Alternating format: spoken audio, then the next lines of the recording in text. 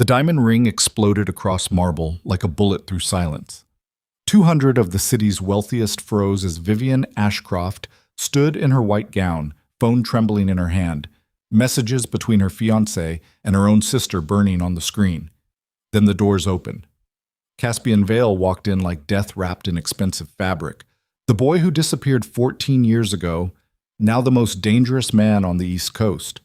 He crossed the room with eyes locked on her alone. When she exposed them both in front of everyone, he offered her a black diamond and one sentence: "Leave with me and I'll burn the world for you."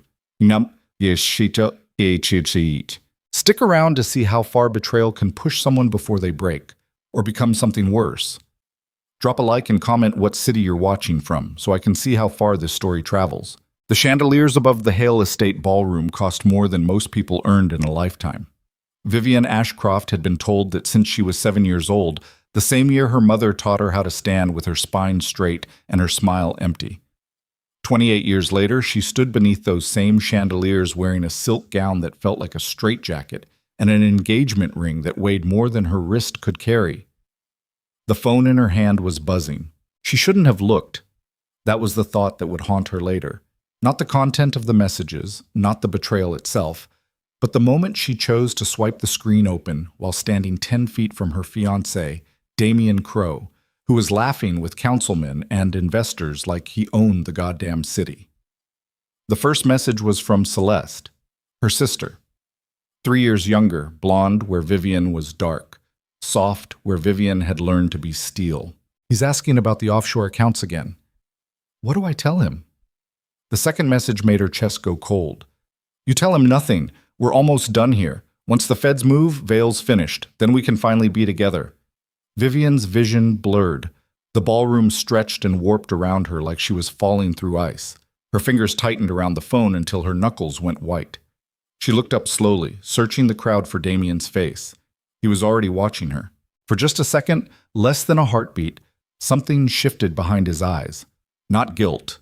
Recognition. The look of a man who just realized his trap had sprung early. Then he smiled. That smile broke something inside her that had been cracking for years. Vivienne moved through the crowd like a sleepwalker. Champagne glasses blurred past her. Conversations dissolved into static. She felt the weight of 200 people pretending not to stare while their eyes tracked her across the marble floor. Her father stood near the grand staircase talking to the district attorney. Her mother held court near the orchestra, draped in diamonds that used to mean something before Vivienne learned what they actually cost. She stopped 3 feet from Damien. Vivienne, his voice was smooth as expensive whiskey. I was just telling Senator Hale about the merger. He thinks... She held up the phone. The senator went quiet. The investors stepped back. Damien's smile stayed frozen on his face like a mask that hadn't received the memo his eyes already gave away. Read it, Vivienne said. Her voice didn't shake. That surprised her. Everything inside her chest was screaming, but her voice came out cold and flat, like she was reading a grocery list. Vivienne, this isn't the place. Read it. Damien's jaw tightened. Let's go somewhere private. She threw the phone at his chest. It bounced off his tailored suit and clattered to the floor between them. The sound cut through the ballroom like a knife through silk. Conversations died. The orchestra stumbled mid-note. 200 people turned to watch the daughter of the Ashcroft dynasty finally lose her composure in public. You're sleeping with my sister, Vivienne's voice carried now, loud enough for the people nearby to hear, loud enough for the whispers to start spreading like blood in water. You've been planning something with the district attorney, something about offshore accounts and federal charges and someone named Vale. Damien's mask finally cracked. Vivienne, you're hysterical. I'm not finished. She stepped closer, close enough to see the sweat starting to bead along his hairline. You proposed to me 6 months ago. You told me you loved me. You told my father you wanted to merge our families. And the whole time you were fucking Celeste and building a federal case against someone I haven't thought about in 14 years. The room exploded. Voices erupted from every direction. Her mother's face went white. Her father started pushing through the crowd. Damien reached for her arm, but Vivienne jerked back so fast she almost stumbled in her heels. Don't you fucking touch me! That's when the doors at the far end of the ballroom opened. Vivienne felt it before she saw it. A change in air pressure, like a storm rolling in off the ocean. The crowd near the entrance parted instinctively. Voices dropped to whispers. Someone gasped. Caspian Vale walked into the ballroom like he was born to destroy beautiful things. He wore black. Not a tuxedo like the other men. Black trousers and a black shirt with the sleeves rolled to his elbows and no tie. His dark hair was longer than she remembered, pushed back from a face that time and violence had carved into something sharp enough to cut.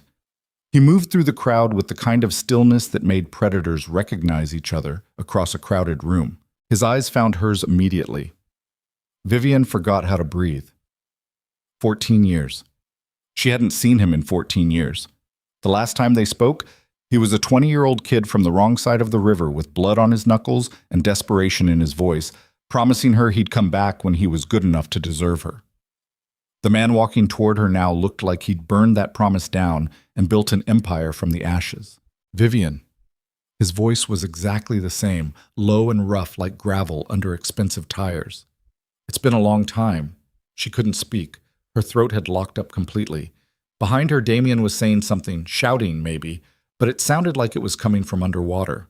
Caspian stopped 2 feet away, close enough that she could see the scar along his jaw that hadn't been there before, close enough to see the way his hands hung loose at his sides like a man who didn't need weapons because he was the weapon. "You look good," he said quietly. "White suits you. What are you doing here?" The question came out barely above a whisper. Caspian's mouth curved into something that wasn't quite a smile. "I got an invitation." He pulled a heavy cream envelope from his pocket. Embossed. Expensive. Exactly like the 200 invitations her mother had sent out 3 months ago. "Your fiancé wanted to make sure I knew about the engagement party." Thoughtful of him. Vivienne's blood went cold. She turned to look at Damien. He was standing 15 feet away now, flanked by 2 men in suits who looked more like security than wedding guests. His face had gone carefully blank, but she could see it now, the calculation behind his eyes. The way he was watching Caspian like a chess player studying the board. "This was a setup," she said. "From the beginning." Caspian didn't look at Damien. His eyes stayed locked on hers. The engagement, the media campaign, the federal investigation, all of it designed to put me in a cage so your fiancé could take over my operations while I rotted in prison. "That's insane!" "Is it?"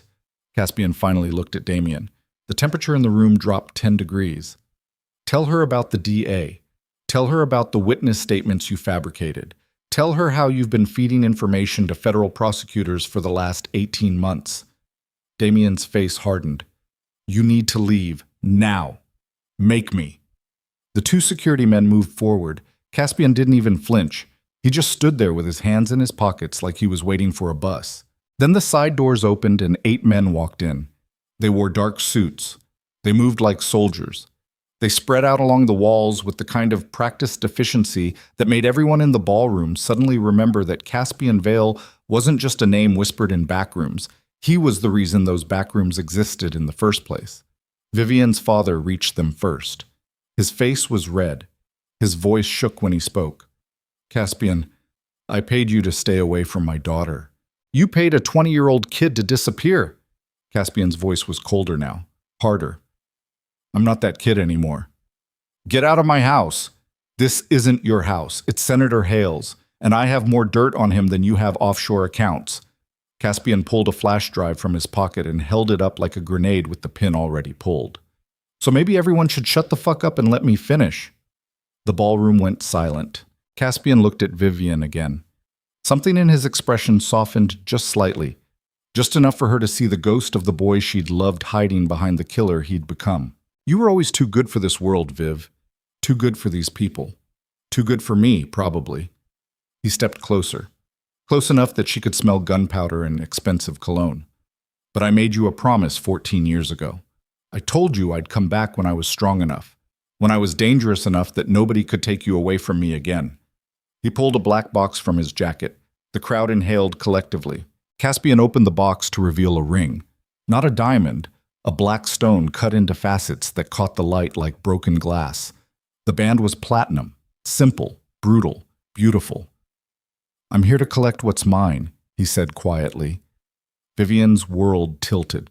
Behind her, Damien was shouting. Her father was shouting. Security was moving in. The entire ballroom had erupted into chaos. But all she could see was Caspian standing there with that ring in his hand and 14 years of unfinished business burning in his eyes. "You walked away," she whispered. "Your father threatened to destroy my family if I didn't. You should have told me. You were 18.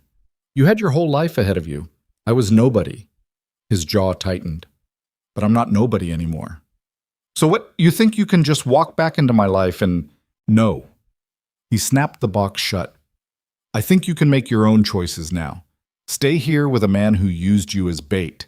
Marry into this dynasty built on blood money and corruption. Play the perfect daughter for cameras while your sister fucks your fiancé behind your back." He held up the ring. "Or you can leave with me. Right now. And I'll burn down everyone who ever hurt you."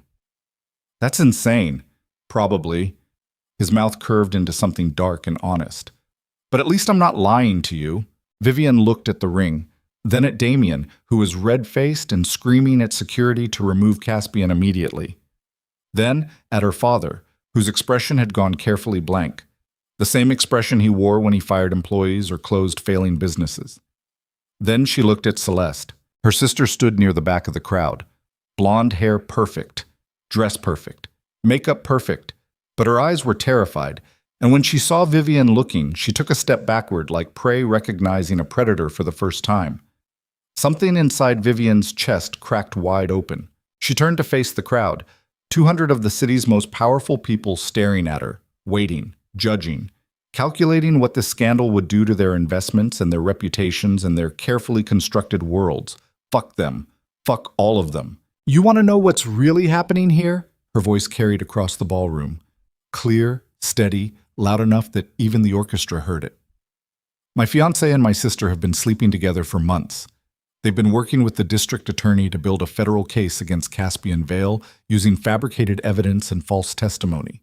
They invited him here tonight to arrest him in front of everyone." The crowd erupted. Vivienne kept going. "My father knew about it. The senator knew about it. Half the people in this room probably knew about it."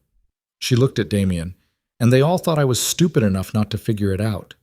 She reached up and unclasped the diamond engagement ring from her finger.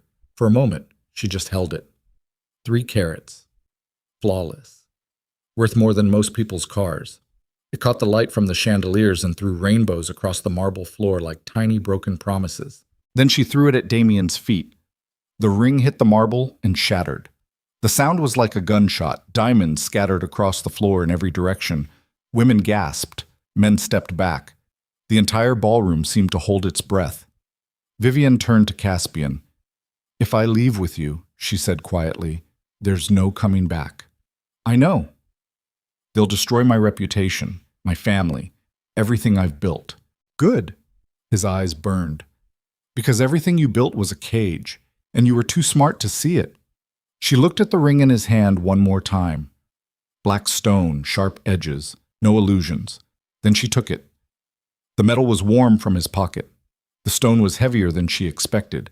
She slid it onto her finger herself, not her ring finger, not yet, but her right hand where she could see it whenever she made a fist.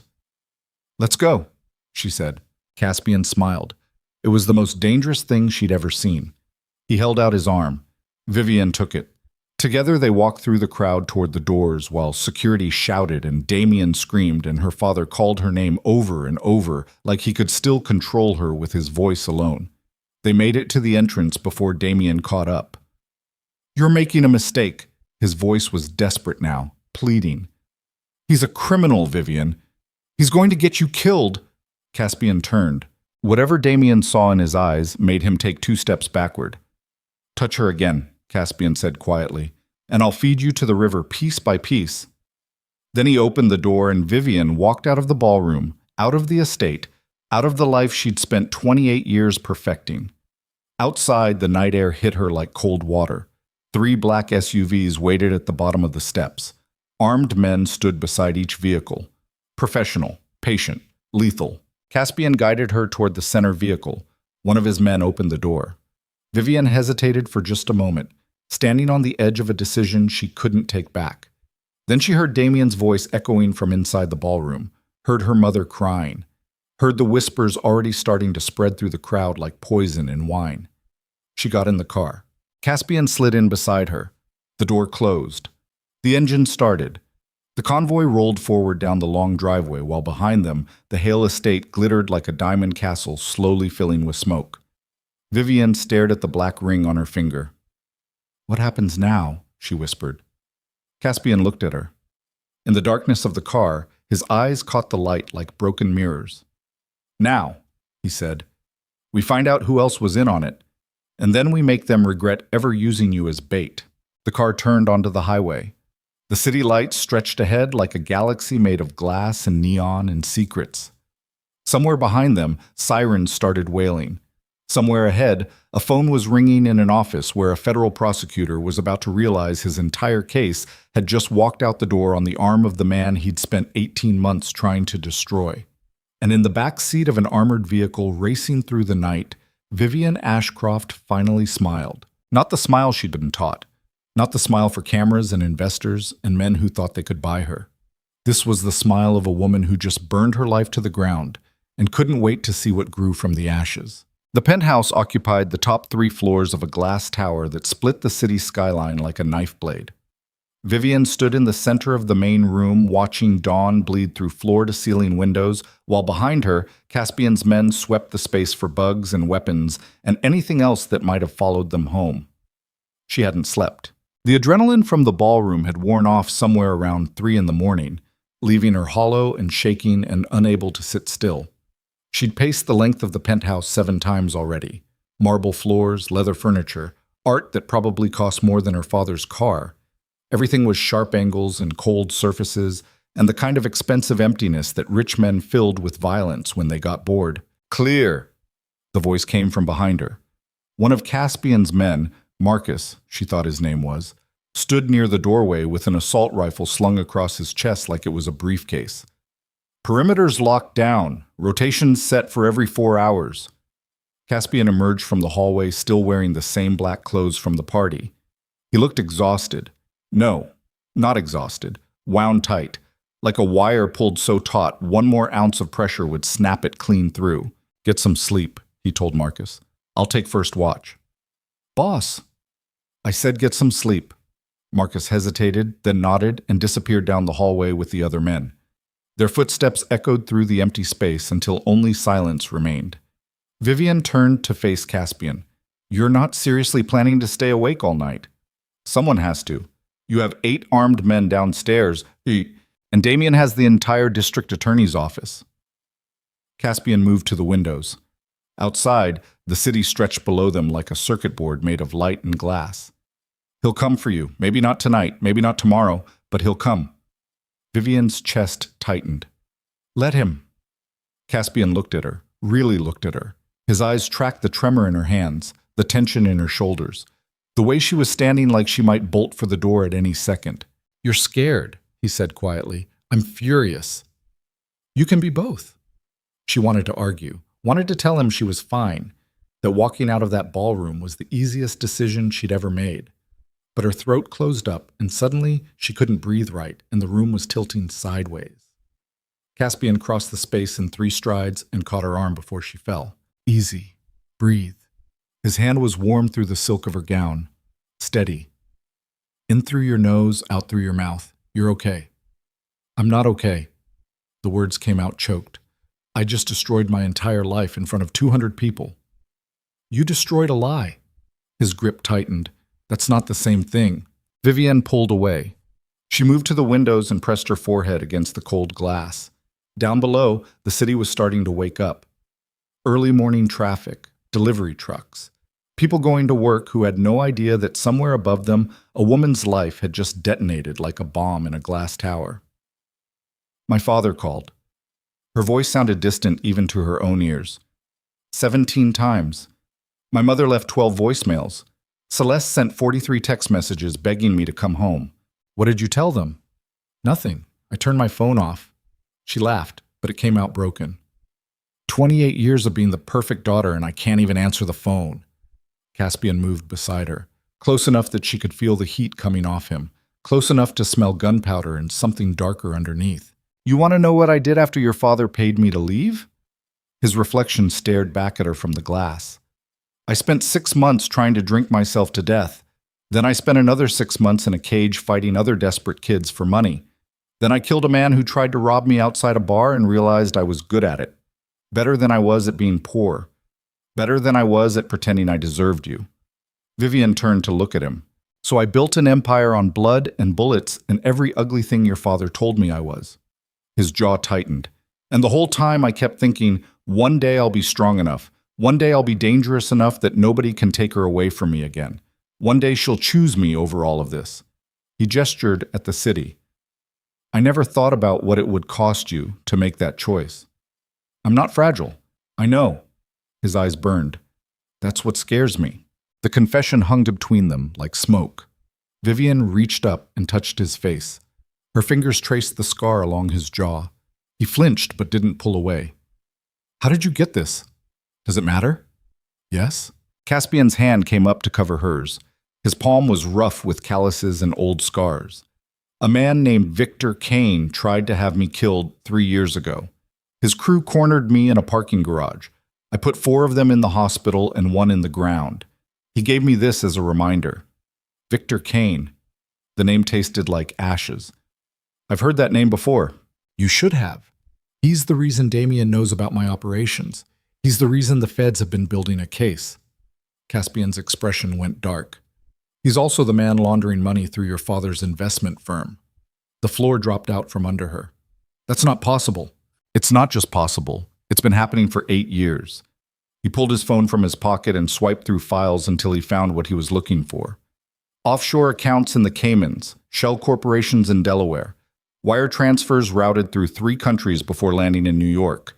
Your father's been cleaning Kane's dirty money since you graduated college. Vivienne stared at the screen. Numbers, account names, transaction histories that read like a roadmap to prison. Your father would do anything to protect the family business, including selling his daughter to the highest bidder. Caspian's voice went cold. Damien didn't choose you because he loved you. He chose you because marrying you meant access to your father's network. And Kane needed someone inside the Ashcroft dynasty to keep the money flowing while he destroyed me. The room spun. Vivienne grabbed the edge of the nearest table to steady herself. Her mind was racing through 14 years of memories, looking for cracks, looking for lies, looking for the moment everything started falling apart. The engagement. Her voice came out hollow. It was never about me. No. Damien was using me to get to Kane's money. Yes, and my father knew. Caspian didn't answer. He didn't have to. Vivienne's legs gave out. She sank onto the leather couch and buried her face in her hands. For a long moment, she just sat there, breathing too fast and trying not to scream. Then Caspian sat down beside her. He didn't touch her, didn't try to comfort her with empty words. He just sat there in silence while the dawn light bled through the windows, and somewhere far below, the city kept moving like nothing had changed at all. I need a drink, Vivienne said finally. It's 6 a.m. I don't care. Caspian stood and moved to the bar. He poured 2 glasses of whiskey, expensive, probably older than she was, and brought them back. Vivienne took hers and drained half of it in one swallow. The burn felt good, real. Something she could focus on that wasn't the screaming inside her head. What happens now? She asked. That depends on you. On me? You walked out of that ballroom. You put on my ring. You got in my car. Caspian's eyes were steady. But you can still walk away. I can put you on a plane tonight. New identity, new city, enough money to disappear and never look back. Vivienne laughed. It came out sharp and bitter. You think I want to run? I think you want revenge. And I think you're smart enough to know that revenge costs more than you've ever paid for anything. She looked at the black ring on her finger. The stone caught the light like fractured glass. Tell me what you need, she said. Evidence.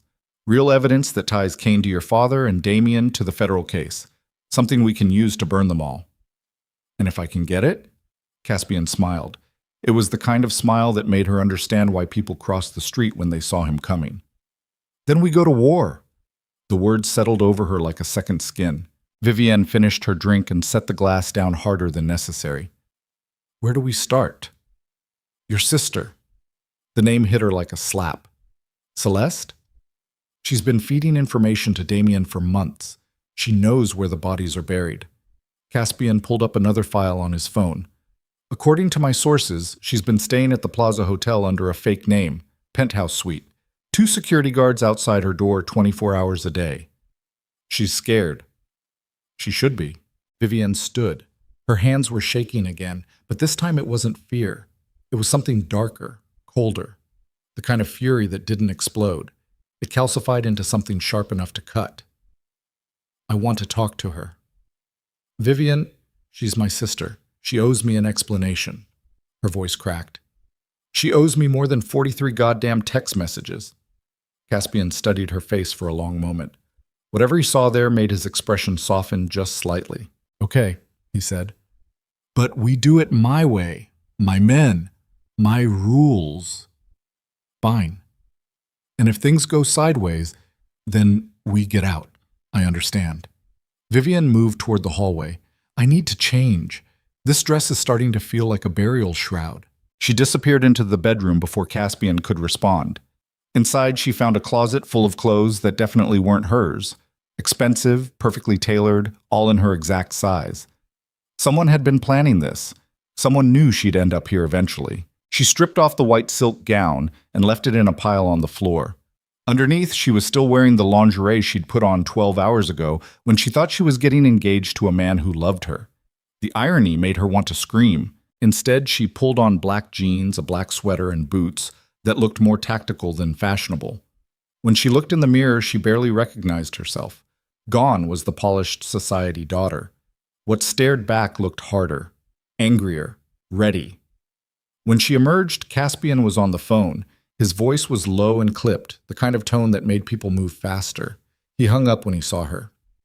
Car's ready? We leave in 5. What about your men? Already in position. He handed her a phone. Burner. Only 3 numbers programmed.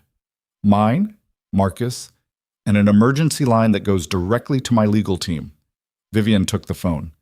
You really think I'll need a lawyer? I think we're about to walk into a building full of witnesses and confront your sister about conspiracy and federal crimes. His mouth curved into something that wasn't quite a smile. Yeah, you'll probably need a lawyer. They took the private elevator down to the parking garage. 3 SUVs waited with engines running and armed men standing beside each vehicle like they were guarding a head of state. Marcus nodded at Caspian as they approached. We've got eyes on the plaza, 2 guards outside her suite like you said. Hotel security's been paid off to look the other way for the next hour. Good. Anyone else we need to worry about? Damien's lawyers have been calling every hotel in the city trying to track her down. So far, they haven't found her. Marcus glanced at Vivienne. But they're looking. The drive across the city took 20 minutes. Dawn had fully broken now, painting everything in shades of gold and gray. Vivienne watched through tinted windows as the world scrolled past. Coffee shops opening, businessmen hailing cabs, mothers walking children to school. Normal people living normal lives. She wondered if she'd ever been one of them, or if she'd always been living in a glass tower waiting for someone to finally shatter it. The Plaza Hotel rose ahead of them like a monument to excess. Gold trim, marble columns, doormen in uniforms that cost more than most people's rent. The SUVs pulled around to the private entrance and Marcus gestured for them to follow. Inside, the lobby was empty, except for a concierge who took one look at Caspian's men and suddenly remembered he had urgent business elsewhere. They moved to the private elevators without anyone asking questions. Vivienne's heart was pounding. Her hands were cold. She kept clenching and unclenching her fists, trying to steady herself. Caspian noticed. You don't have to do this. Yes, I do. The elevator climbed in silence. When it opened on the penthouse floor, 2 guards stood outside the suite exactly where Marcus said they'd be. Both were wide, professional, the kind of men who got paid to look intimidating. They took one look at Caspian's crew and reached for their weapons. I wouldn't. Marcus had his rifle up before either guard cleared leather. Put your hands where I can see them and get on your knees. For a moment, nobody moved. The hallway was frozen, 8 guns pointed in 8 different directions, everyone calculating who would die first if someone pulled a trigger. Then the door to the suite opened. Celeste stood in the doorway wearing silk pajamas and no makeup. Her blonde hair was tangled, her eyes were red from crying. She looked younger than 25, fragile, Like a porcelain doll someone had cracked down the middle. Vivienne, her voice broke. Please, I can explain. Get inside, us. Vivienne's voice was ice. Now! Celeste stumbled backward. Vivienne followed her into the suite, while Caspian's men disarmed the guards, and Marcus took position by the door. Inside, the penthouse was exactly what she expected. Floor-to-ceiling windows, expensive furniture, champagne bottles scattered across the coffee table like evidence of a breakdown. Celeste backed up until she hit the wall. I'm sorry. Don't. Vivienne's hands were shaking. Don't you dare apologize to me. I didn't want to hurt you. You fucked my fiancé. The words exploded out of her. Celeste flinched like she'd been slapped. He said you didn't love him. I was going to marry him. He said it was just for the family. And you believed him? Vivienne took a step closer. You're my sister. You've known me your entire life. And you believed him over me. Celeste's face crumpled. Tears spilled down her cheeks, but Vivienne felt nothing. No sympathy. No forgiveness. Just a cold, empty rage that made her want to put her fist through the nearest wall. He promised me things, Celeste whispered. Money. Freedom. He said once you were out of the picture, we could be together. Out of the picture? Vivienne's voice dropped to something dangerous. What does that mean? Celeste went pale. Celeste, what does that mean? I didn't know. Didn't know what? About the federal case? About Caspian? About any of it? The words came out in a rush. Damien told me he loved me. He told me you were just an arrangement, that your father had forced him into the engagement for business reasons. He said if I helped him get information about your family's finances, he could break the contract and we could be together. Vivienne's blood went cold. What information? Account numbers, transaction histories, names of your father's partners. Celeste was shaking now. I thought it was for a divorce lawyer. I didn't know he was building a criminal case. Against who? I don't know. Celeste. Against all of you, her sister finally screamed it. Against Dad, against the company, against everyone involved in the offshore accounts. Damien said the feds had been investigating for 2 years. He said they needed an inside source to make the charges stick. He said if I cooperated, they'd give me immunity. The floor tilted. Vivienne grabbed the back of the nearest chair to steady herself. Behind her, she could feel Caspian's presence like a shadow, listening, calculating, waiting to see how far this went. You sold out our entire family, Vivienne said slowly, for a man who was using you. I know. Celeste was crying openly now. I know. I'm sorry. I'm so sorry, Che. Where's the evidence? What? The account numbers, the transaction histories, the names. Where is it? Celeste hesitated. Vivienne crossed the space in 2 strides and grabbed her sister by the shoulders. Where is it? I don't have it. Don't lie to me. I'm not. I gave everything to Damien. He was supposed to turn it over to the district attorney. I never kept copies. Vivienne's grip tightened. You're telling me the only evidence of our family's involvement is in Damien's hands right now? Yes. And you have no way to prove you were coerced. Celeste's face crumpled. No. Vivienne let go. She stepped back and turned away before she did something she couldn't take back. Her vision was blurring. Her chest felt like it was full of broken glass. Behind her, Caspian spoke for the first time. How many others? Celeste looked at him like she'd forgotten he was there. What? How many other sources did Damien have inside your family? I don't know. Think. Celeste's hands were trembling. There was someone in Dad's office. I don't know who. Damien never told me. But I heard him on the phone once talking about the accountant. Caspian's expression went dark. He pulled out his phone and typed something quickly. Vivienne turned back to her sister. Did Damien ever mention Victor Kane? Celeste's eyes widened. How do you know that name? Answer the question. Yes. They met twice that I know of. Once at a restaurant downtown, once at Kane's estate upstate. She wiped her face. I thought Kane was just another investor. Damien said he was helping fund the investigation. Funding it for what purpose? I don't know. Damien never explained. Celeste looked between them desperately. Please. You have to believe me. I didn't know what I was doing. I thought I was helping. You thought you were stealing another woman's fiancé, Vivienne said coldly. Don't pretend this was about anything noble. The words hit like bullets. Celeste sank onto the couch and buried her face in her hands. Her shoulders shook. For a moment, Vivienne almost felt sorry for her. Almost. Then she remembered the text messages, the lies, the 43 messages begging her to come home like none of this had ever happened. I can't protect you, Vivienne said quietly. Celeste looked up. What? You testified against our family. You gave Damien everything he needed to destroy us. When the feds come, and they will come, you're on your own. But you're my sister. I was your sister, before you decided a man you'd known for 6 months was more important than 25 years of blood. Vivienne turned and walked toward the door. Caspian followed. Behind them, Celeste started sobbing. Vivienne, please. She didn't look back. In the hallway, Marcus had the 2 guards zip-tied and sitting against the wall. They looked more annoyed than scared. Vivienne walked past them without a word and stepped into the elevator. Caspian joined her. The doors closed. The elevator started dropping. For a long moment, neither of them spoke. Then Vivienne said, She doesn't know anything useful. No. Damien played her? Just like he played me? Yes. And now she's going to take the fall for crimes she didn't even understand. Caspian looked at her. You feel sorry for her? I feel sorry for the stupid girl who thought love was real. Vivienne's voice was hollow. I don't feel sorry for the woman who destroyed her family for it. The elevator reached the ground floor. The doors opened.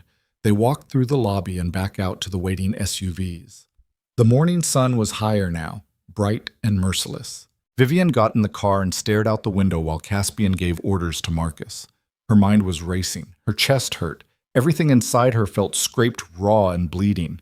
Then her phone, the burner Caspian had given her, started ringing. She looked at the screen. Unknown number. Don't answer it, Caspian said from beside her. She answered it anyway. Hello? Ms. Ashcroft. The voice on the other end was smooth, cultured, the kind of voice that belonged to someone who'd never had to raise it to be heard. My name is Victor Kane. I believe we need to talk. Vivienne's blood turned to ice. I have nothing to say to you. Then listen. Your fiancé was working for me. Your sister was working for me. Your father's been working for me for 8 years, and now you've taken something that belongs to me. I haven't taken anything. You took Caspian Vale out of play on the night I was supposed to have him arrested. Kane's voice went cold. That cost me 3 years of work, millions of dollars in lost revenue, and a very carefully constructed federal case. Vivienne looked at Caspian. His face had gone completely still. You have 24 hours to return Mr. Vale to federal custody, Kane continued. If you don't, I'll have the district attorney issue a warrant for your arrest as an accessory to organized crime. Then I'll have your father indicted. Then your mother. Then whatever's left of your sister. He paused. And then I'll burn the Ashcroft estate to the ground with everyone inside. The line went dead. Vivienne sat there staring at the phone. Her hands weren't shaking anymore. They'd gone completely numb. What did he say? Caspian's voice was quiet, dangerous. She told him. When she finished, Caspian was silent for a long moment. Then he pulled out his own phone and made a call. Marcus, I need every man we have armed and ready in 2 hours. Full combat load. We're going to war. He hung up and looked at Vivienne. You still want revenge? Vivienne thought about her father's lies. Damien's manipulation. Celeste's betrayal. 28 years of being the perfect daughter for people who'd been selling her piece by piece since before she was old enough to understand the cost. She looked at the black ring on her finger. Yes, she said. Caspian smiled. It was the most terrifying thing she'd ever seen. Good, he said, because there's no turning back from here. And as the SUV pulled away from the Plaza Hotel, Vivienne realized he was right. She'd burned the bridge, destroyed the cage, walked away from everything she'd ever known. Now the only way forward was through, and through meant blood. The war room was buried 3 floors beneath Caspian's glass tower in a concrete bunker that smelled like gun oil and old coffee. Vivienne counted 14 men standing around a table covered in blueprints, satellite photos, and enough weapons to start a small revolution. Every face was hard, professional. The kind of men who'd seen things that turned regular people into ghosts. Caspian stood at the head of the table with his sleeves rolled up and murder in his eyes. Kane's estate is 40 miles upstate, 18 acres, main house, guest house, security barracks, and a private airstrip. He tapped a satellite image. He's got 24-hour security, 12 men minimum. Former military, well-trained, well-armed. Marcus leaned over the blueprints. Walls? 12 feet, stone. Surveillance every 30 yards. Motion sensors covering the entire perimeter. Caspian's jaw tightened. He's paranoid, smart. He knows someone's coming for him eventually. So we hit him hard and fast. One of the other men, Rodriguez, Vivienne remembered, traced a finger along the property line. 3 teams. One on the main gate, one over the east wall, one through the service entrance by the kitchen. He'll have countermeasures for that. Caspian pulled up another photo. Safe room in the basement, reinforced steel, biometric locks. If he gets inside before we breach the main house, we'll never get him out. Then we don't give him time to run. Marcus looked at Caspian. We go tonight, full assault, overwhelming force. Put him down before he knows we're there. The room went quiet. Vivienne stood against the back wall watching men plan murder like it was a business meeting. Part of her wanted to scream, part of her wanted to run, but mostly she just felt cold, hollow, like someone had scooped out everything soft inside her and replaced it with concrete. There's another option, her voice cut through the silence. Every head turned.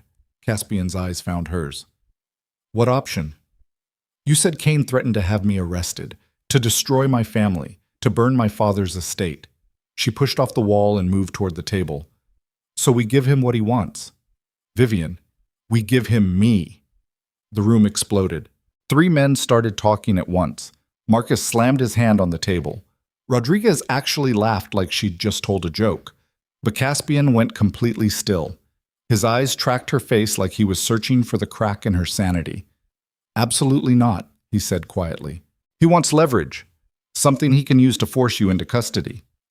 Vivienne moved around the table until she was standing across from him.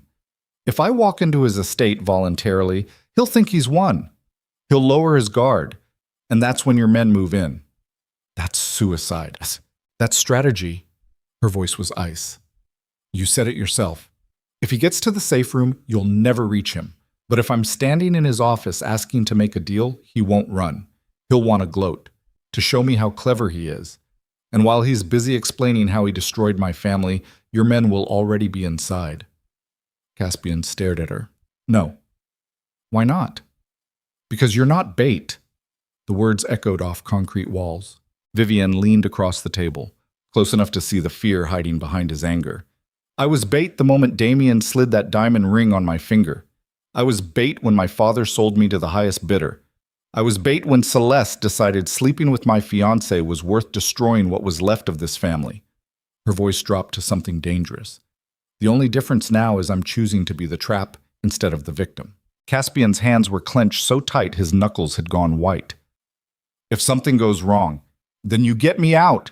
That's the deal. That's not good enough. It's the only option we have. She slammed her palm on the table. Kane has the federal prosecutors. He has the district attorney.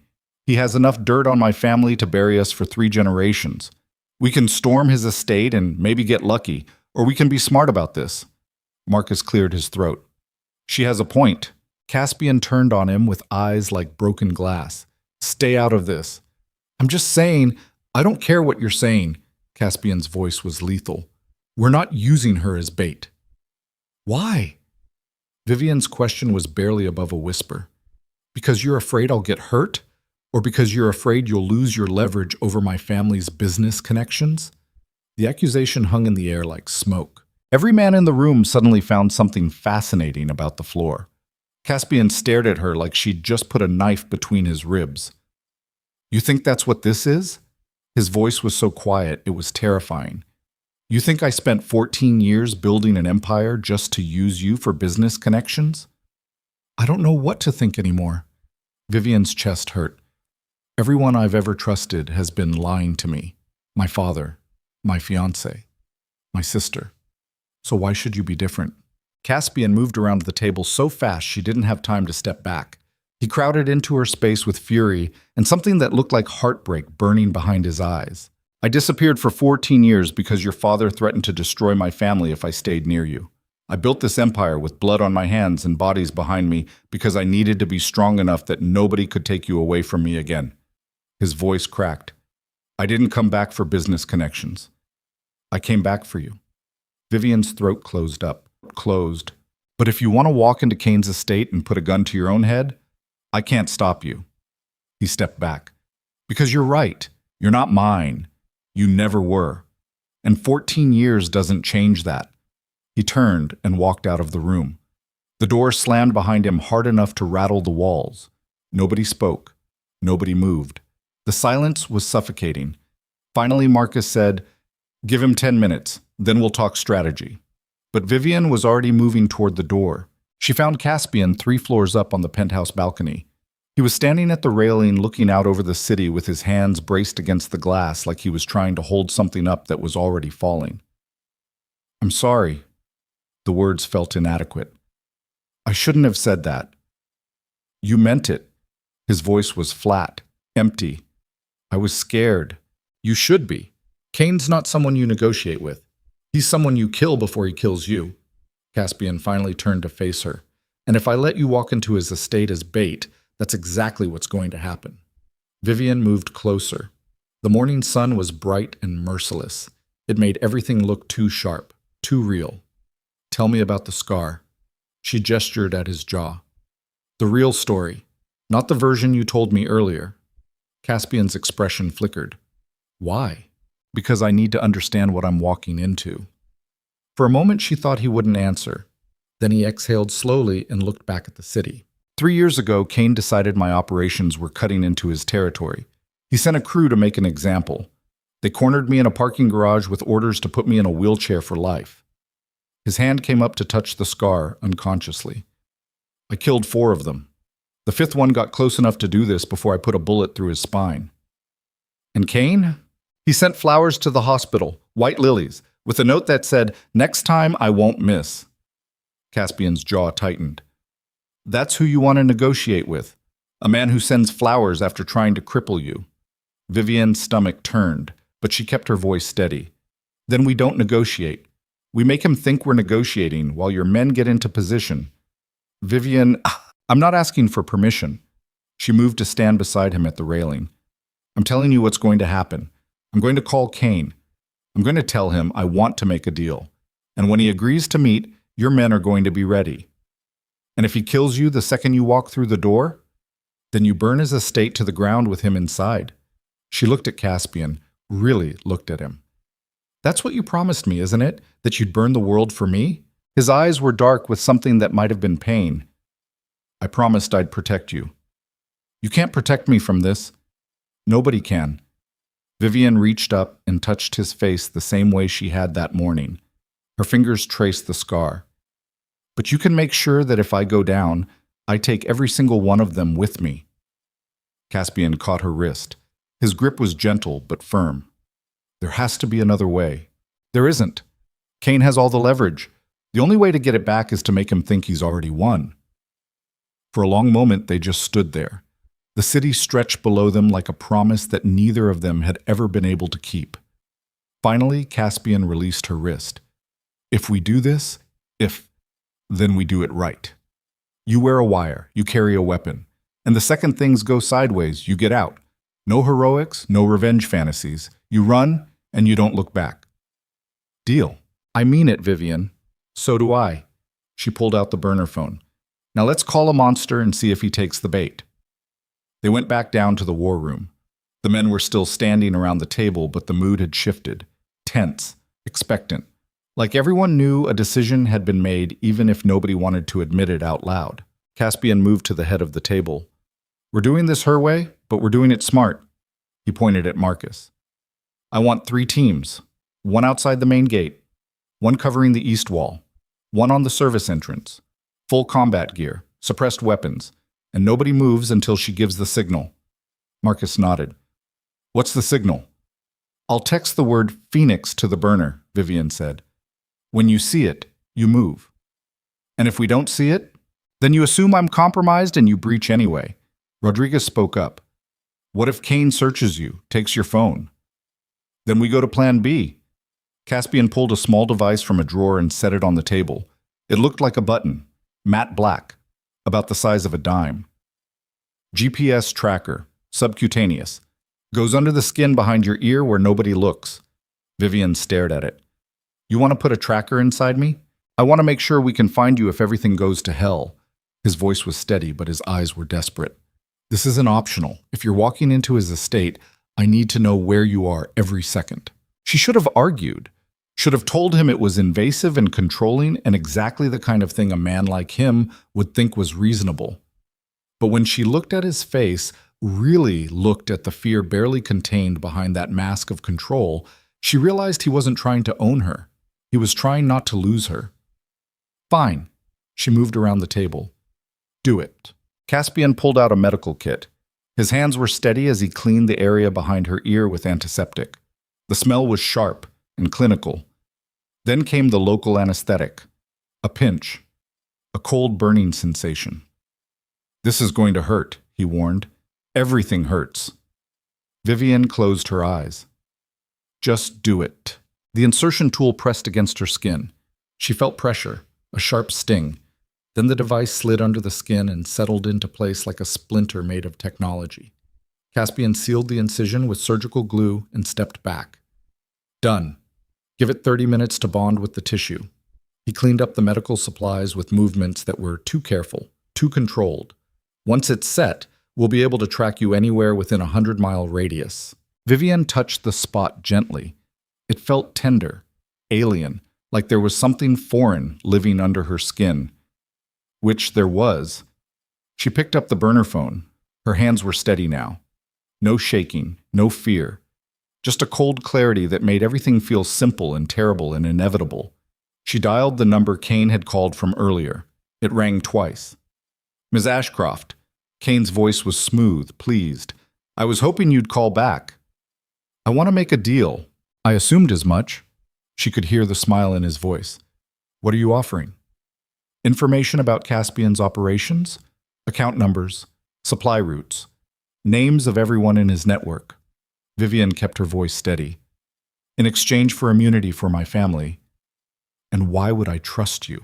Because I'm standing in his penthouse right now looking at files that could put him away for life.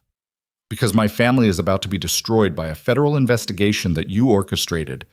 Because I have nothing left to lose and nowhere else to go. She paused. And because you know that every word I just said is true. Silence on the other end. Kane was thinking, calculating, probably running through every scenario to figure out if this was a trap. Finally, come to my estate, tonight, 8 o'clock. Come alone. If I see any of Vale's men within 10 miles of my property, I'll have your father arrested before sunrise. How do I know you won't kill me the second I walk through the door? Kane laughed. It was a warm sound, cultured. The kind of laugh that belonged at cocktail parties and charity galas. Ms. Ashcroft, if I wanted you dead, you'd already be dead. I want information. That requires you breathing. Another pause. Besides, I'm curious. I want to meet the woman who walked away from everything for a man who's going to be in federal prison by next week. The line went dead. Vivienne set the phone down. Her hands were shaking again. Not from fear this time, from adrenaline. From the realization that she'd just committed to something that couldn't be undone. It's set. Her voice was hollow. Tonight, 8 o'clock. Marcus swore under his breath. Rodriguez started barking orders to the other men. Within seconds, the room had erupted into controlled chaos. Weapons being checked, gear being distributed, maps being studied with the focus of men preparing for war. Caspian just stood there staring at her. You can still back out, he said quietly. No, I can't. Vivienne, this ends tonight. She looked at him, one way or another. The rest of the day passed in a blur. Vivienne spent 2 hours being fitted with a wire so thin it was practically invisible. Another hour practicing her story until it sounded natural. Another hour staring at blueprints of Kane's estate, trying to memorize every exit and choke point and place where everything could go wrong. By 6 o'clock, she was exhausted, wired, ready to crawl out of her own skin. She found Caspian in the penthouse bedroom loading a pistol with the kind of mechanical precision that came from years of practice. He looked up when she entered. "You should eat something," he said. "I'm not hungry. You need your strength. I need you to stop treating me like I'm fragile." Vivienne moved closer. "I'm doing this. I'm ready. Stop trying to talk me out of it." Caspian set the gun down. For a moment, he just looked at her. Then he crossed the space and pulled her into his arms. The embrace was sudden, desperate, like he was trying to hold on to something that was already slipping away. Vivienne's chest cracked open. She wrapped her arms around him and buried her face against his shoulder. He smelled like gunpowder, an expensive cologne, and 14 years of promises neither of them had been able to keep. "If this goes wrong," his voice was rough, "if Kane hurts you, then you make sure he never hurts anyone else." Caspian's grip tightened. "That's not good enough." "It has to be." They stood there in silence while the sun set outside the windows and the city lights began to glow like stars caught in glass. Finally, Caspian pulled back just enough to look at her face. "I need you to promise me something." "What?" "If you get the chance to run, if there's even a second where you can get out, you take it. You don't wait for me. You don't try to be a hero. You just run." Vivienne wanted to argue, wanted to tell him she wasn't leaving without finishing this. But when she looked into his eyes and saw the raw fear hiding behind that mask of control, she realized he needed to hear it. "I promise." He kissed her. It was nothing like the kisses from 14 years ago when they were kids who thought love was enough. This was desperate and brutal and tasted like goodbye. His hands tangled in her hair. Her fingers dug into his shoulders. For just a moment, the world narrowed down to the space between their bodies and nothing else mattered. Then his phone buzzed. Caspian pulled back, checked the screen. His expression went cold and professional. "Marcus is ready. Convoy leaves in 20 minutes. Vivienne nodded. She didn't trust herself to speak. They went downstairs together. The garage was full of black SUVs and armed men moving with the efficient silence of professionals. Marcus handed Vivienne a small pistol. 9mm, 15 rounds, safety's here. He demonstrated. "Keep it in your waistband at the small of your back. If Kane's men search you, they'll probably miss it. And if they don't, then you're fucked." Marcus didn't smile. "But at least you'll go down fighting." Vivienne took the gun. It was heavier than she expected, cold. She tucked it into her waistband and pulled her shirt over it. The weight pressed against her spine like a promise. Caspian opened the door to the lead SUV. "You ride with me." The drive upstate took 90 minutes. Vivienne watched through tinted windows as the city gave way to suburbs, then forests, then the kind of isolated countryside where rich men built estates to keep the world at arm's length. Nobody spoke. The only sound was the hum of tires on asphalt and the occasional crackle of radio chatter as Marcus coordinated positions with the other teams. Finally, the convoy slowed. They were 2 miles from Kane's estate, close enough to respond quickly, far enough to avoid his security patrols. Caspian turned to face her. "Last chance to back out." "Stop asking me that." "Vivienne, I'm going." She opened the door before he could argue. "I'll see you on the other side." She climbed out before he could respond. The night air was cold, sharp. It tasted like pine trees and approaching rain. One of Marcus's men handed her a set of car keys. "Silver sedan, 2 miles up the road. GPS is programmed for Kane's front gate." He handed her a phone. Different from the burner. Newer. "This one's clean, untraceable. Use it to text the signal." Vivienne took both. Her hands were steady. Her heart was pounding, but her breath was even. She felt disconnected from her body, like she was watching someone else walk toward a car that would take her to a place where people went to die. She got behind the wheel, started the engine, looked in the rearview mirror one last time, and saw Caspian standing beside the SUV watching her with an expression that made her chest hurt. Then she pulled onto the road and drove toward the monster's house. Kane's estate appeared through the trees like something out of a nightmare. Stone walls, iron gates, floodlights that turned night into day. 2 guards stood at the entrance with assault rifles and expressions that said they'd used them before. Vivienne pulled up to the gate and rolled down her window. "Vivienne Ashcroft, I have an appointment." One guard checked a tablet. The other kept his rifle trained on the car. Finally, the first one nodded, and the gate swung open with the kind of mechanical precision that came from German engineering and paranoid wealth. The driveway curved through manicured gardens that probably cost more to maintain than most people earned in a year. The main house rose ahead like a monument to excess, glass and stone and arrogance. Vivienne parked in the circular drive and killed the engine. For a moment, she just sat there, breathing, centering herself. Her hand moved to the gun at her back, still there, still real. Then she got out of the car. 2 more guards met her at the front door. One of them held out a metal-detecting wand. Arms out? Vivienne complied. The wand swept over her body. It beeped near her waist. The guard's eyes narrowed. Empty your pockets. She pulled out the phone, the keys. Nothing else. The guard studied her face for a moment, then nodded and stepped aside.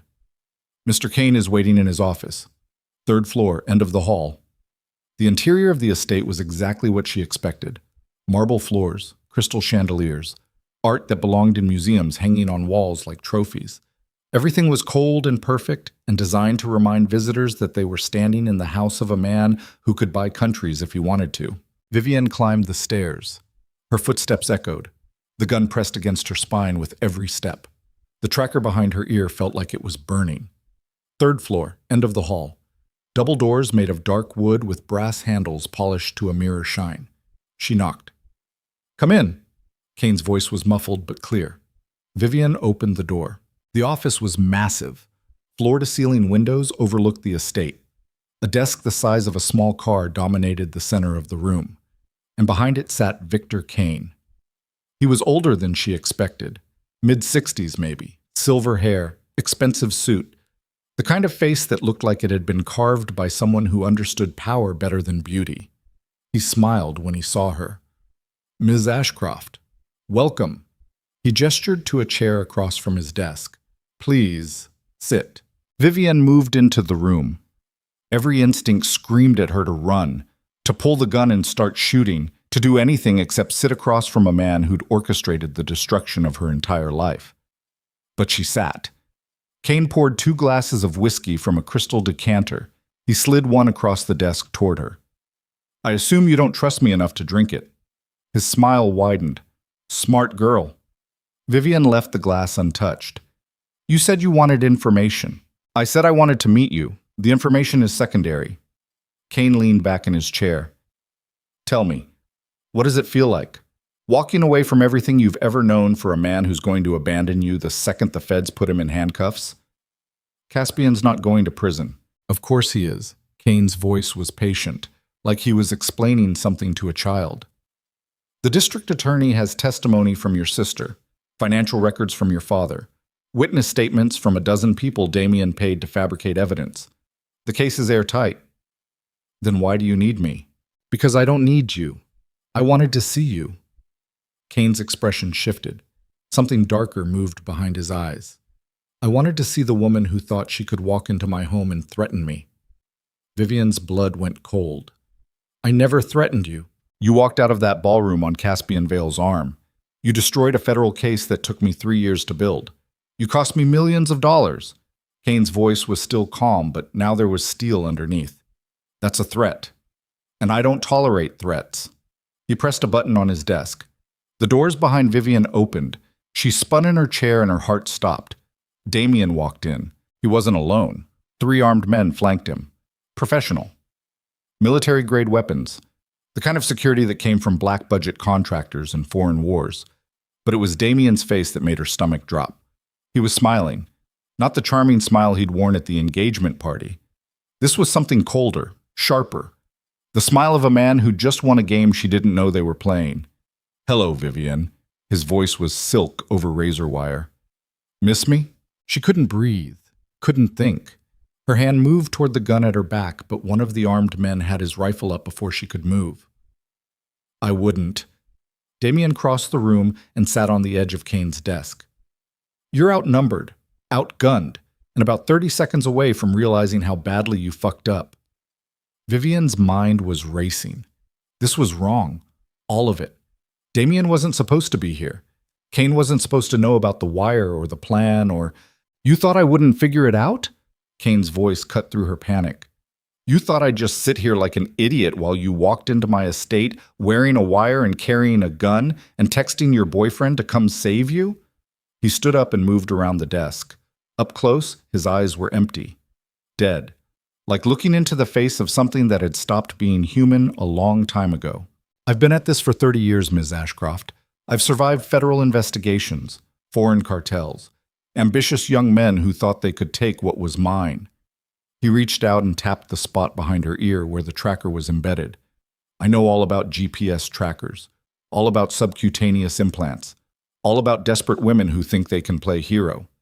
Vivienne tried to stand, but Damien's hand came down on her shoulder. His grip was iron. Stay, he said quietly. We're not done yet. Kane pulled out his own phone. He tapped the screen a few times, then he turned it to show her. The screen showed a live video feed. Caspian's convoy, parked 2 miles down the road, surrounded by police cruisers and federal vehicles and men in tactical gear with their weapons trained on every SUV. Your boyfriend walked into a trap. Kane's voice was almost gentle. We knew he'd come. We knew exactly where he'd stage. And while you were driving up here playing spy, the federal prosecutors were getting arrest warrants for every man in his organization. Vivienne's world tilted. No, it's already done. Vale's going to prison. His men are going to prison. And you, Kane smiled, you're going to help me make sure they stay there. She lunged for him. It was stupid, desperate, but her body moved before her brain caught up. She got halfway across the desk before one of the guards grabbed her and slammed her back into the chair hard enough to knock the air from her lungs. Damien laughed. God, you're predictable. He moved closer, close enough that she could smell his cologne. Did you really think I loved you? Did you really think any of this was about you? Fuck you. What you? I fucked your sister, remember? His smile was poison. While you were planning a wedding, I was planning how to destroy everyone you've ever cared about. Your father, your family, and especially Caspian fucking Vale. Vivienne spat in his face. Damien's expression went dark. He wiped his face slowly. Then he backhanded her so hard her head snapped sideways. You're going to testify against Vale. His voice was ice. You're going to tell the prosecutors everything you saw, every operation, every crime, every body he buried in his rise to power. And if you refuse, he grabbed her chin and forced her to look at the video feed showing Caspian surrounded by federal agents. I'll have him executed in his cell and make it look like suicide. They'll believe whatever I tell them to believe. Because I own the district attorney, I own the prosecutors, I own the judges who will hear his case. Damien leaned close enough that she could feel his breath on her face. I own everything, including you. Vivienne's vision blurred. Her face throbbed where he'd hit her. Her chest felt like it was caving in. Everything, the plan, the wire, the trap, all of it had been pointless. They'd known. From the beginning, they'd known. And she'd walked right into it. Kane moved back to his desk. You have 48 hours to decide. Testify against Vale or watch him die in federal custody. Your choice. One of the guards grabbed her arm and hauled her to her feet. Vivienne's legs almost gave out, but she forced herself to stand, forced herself to keep breathing even though her lungs felt full of broken glass. As they dragged her toward the door, she looked back at Kane one last time. His expression was patient, almost bored, like he'd done this 1,000 times before and already knew how it would end. Oh, and Ms. Ashcroft? He picked up the whiskey glass she hadn't touched. Tell your father I'll be calling him tomorrow. We have business to discuss regarding his offshore accounts. I'd hate for anything unfortunate to happen to the family estate. The door closed. Vivienne was pulled down the hallway, down the stairs, and thrown into a small room that smelled like mildew and old fear. The guard locked the door behind her. She was alone. In the darkness, she finally let herself collapse. Her shoulders shook. Her chest heaved, but no sound came out. She'd burned through all her tears somewhere between the ballroom and here. What was left was just empty. Hollow. A shell of a person who'd thought she could be smart enough or strong enough or angry enough to win. She'd been wrong. The gun was still pressed against her spine. They'd missed it in the search. But it didn't matter. One pistol against an estate full of armed men. against federal agents who'd already arrested Caspian, against a conspiracy so deep she couldn't see the bottom. Vivienne pulled the gun from her waistband and stared at it. 15 rounds. 15 chances to make a different choice. She thought about her father's lies, Celeste's betrayal, Damien's smile, Kane's empty eyes. She thought about Caspian sitting in handcuffs while prosecutors built a case that would bury him alive. She thought about the black ring on her finger. The gun felt alive in Vivienne's hands. Cold metal. 15 rounds. 15 choices between dying like a victim or going down like a war. She sat in the darkness of that locked room for exactly 3 minutes, long enough for her breathing to steady, long enough for the rage to crystallize into something colder than fear, long enough to realize that Kane and Damien had made one critical mistake. They'd left her alive. She stood. Her face still throbbed where Damien had hit her, but the pain sharpened her focus instead of dulling it. She moved to the door and pressed her ear against the wood. Footsteps outside. 2 guards, maybe 3, moving in a pattern that suggested boredom more than vigilance. They thought she was broken, terrified. A socialite who'd never held a weapon or made a choice that mattered. They were about to learn otherwise. Vivienne checked the pistol. Safety off. Round chambered. Her hands were steady now. No trembling, no hesitation, just cold mechanical precision. She knocked on the door. "I need water." Her voice came out weak, scared. Exactly what they'd expect. "Please, I can't breathe."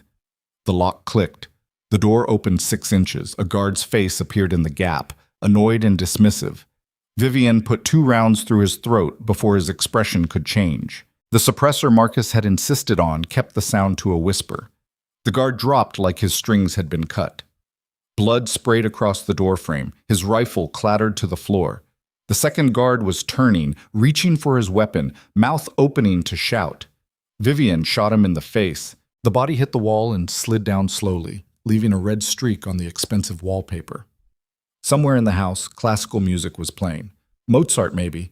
Beautiful and completely indifferent to the violence happening 3 rooms away. Vivienne grabbed the first guard's rifle, military grade, fully automatic. She checked the magazine, 30 rounds, and slung it across her back. The pistol went into her waistband.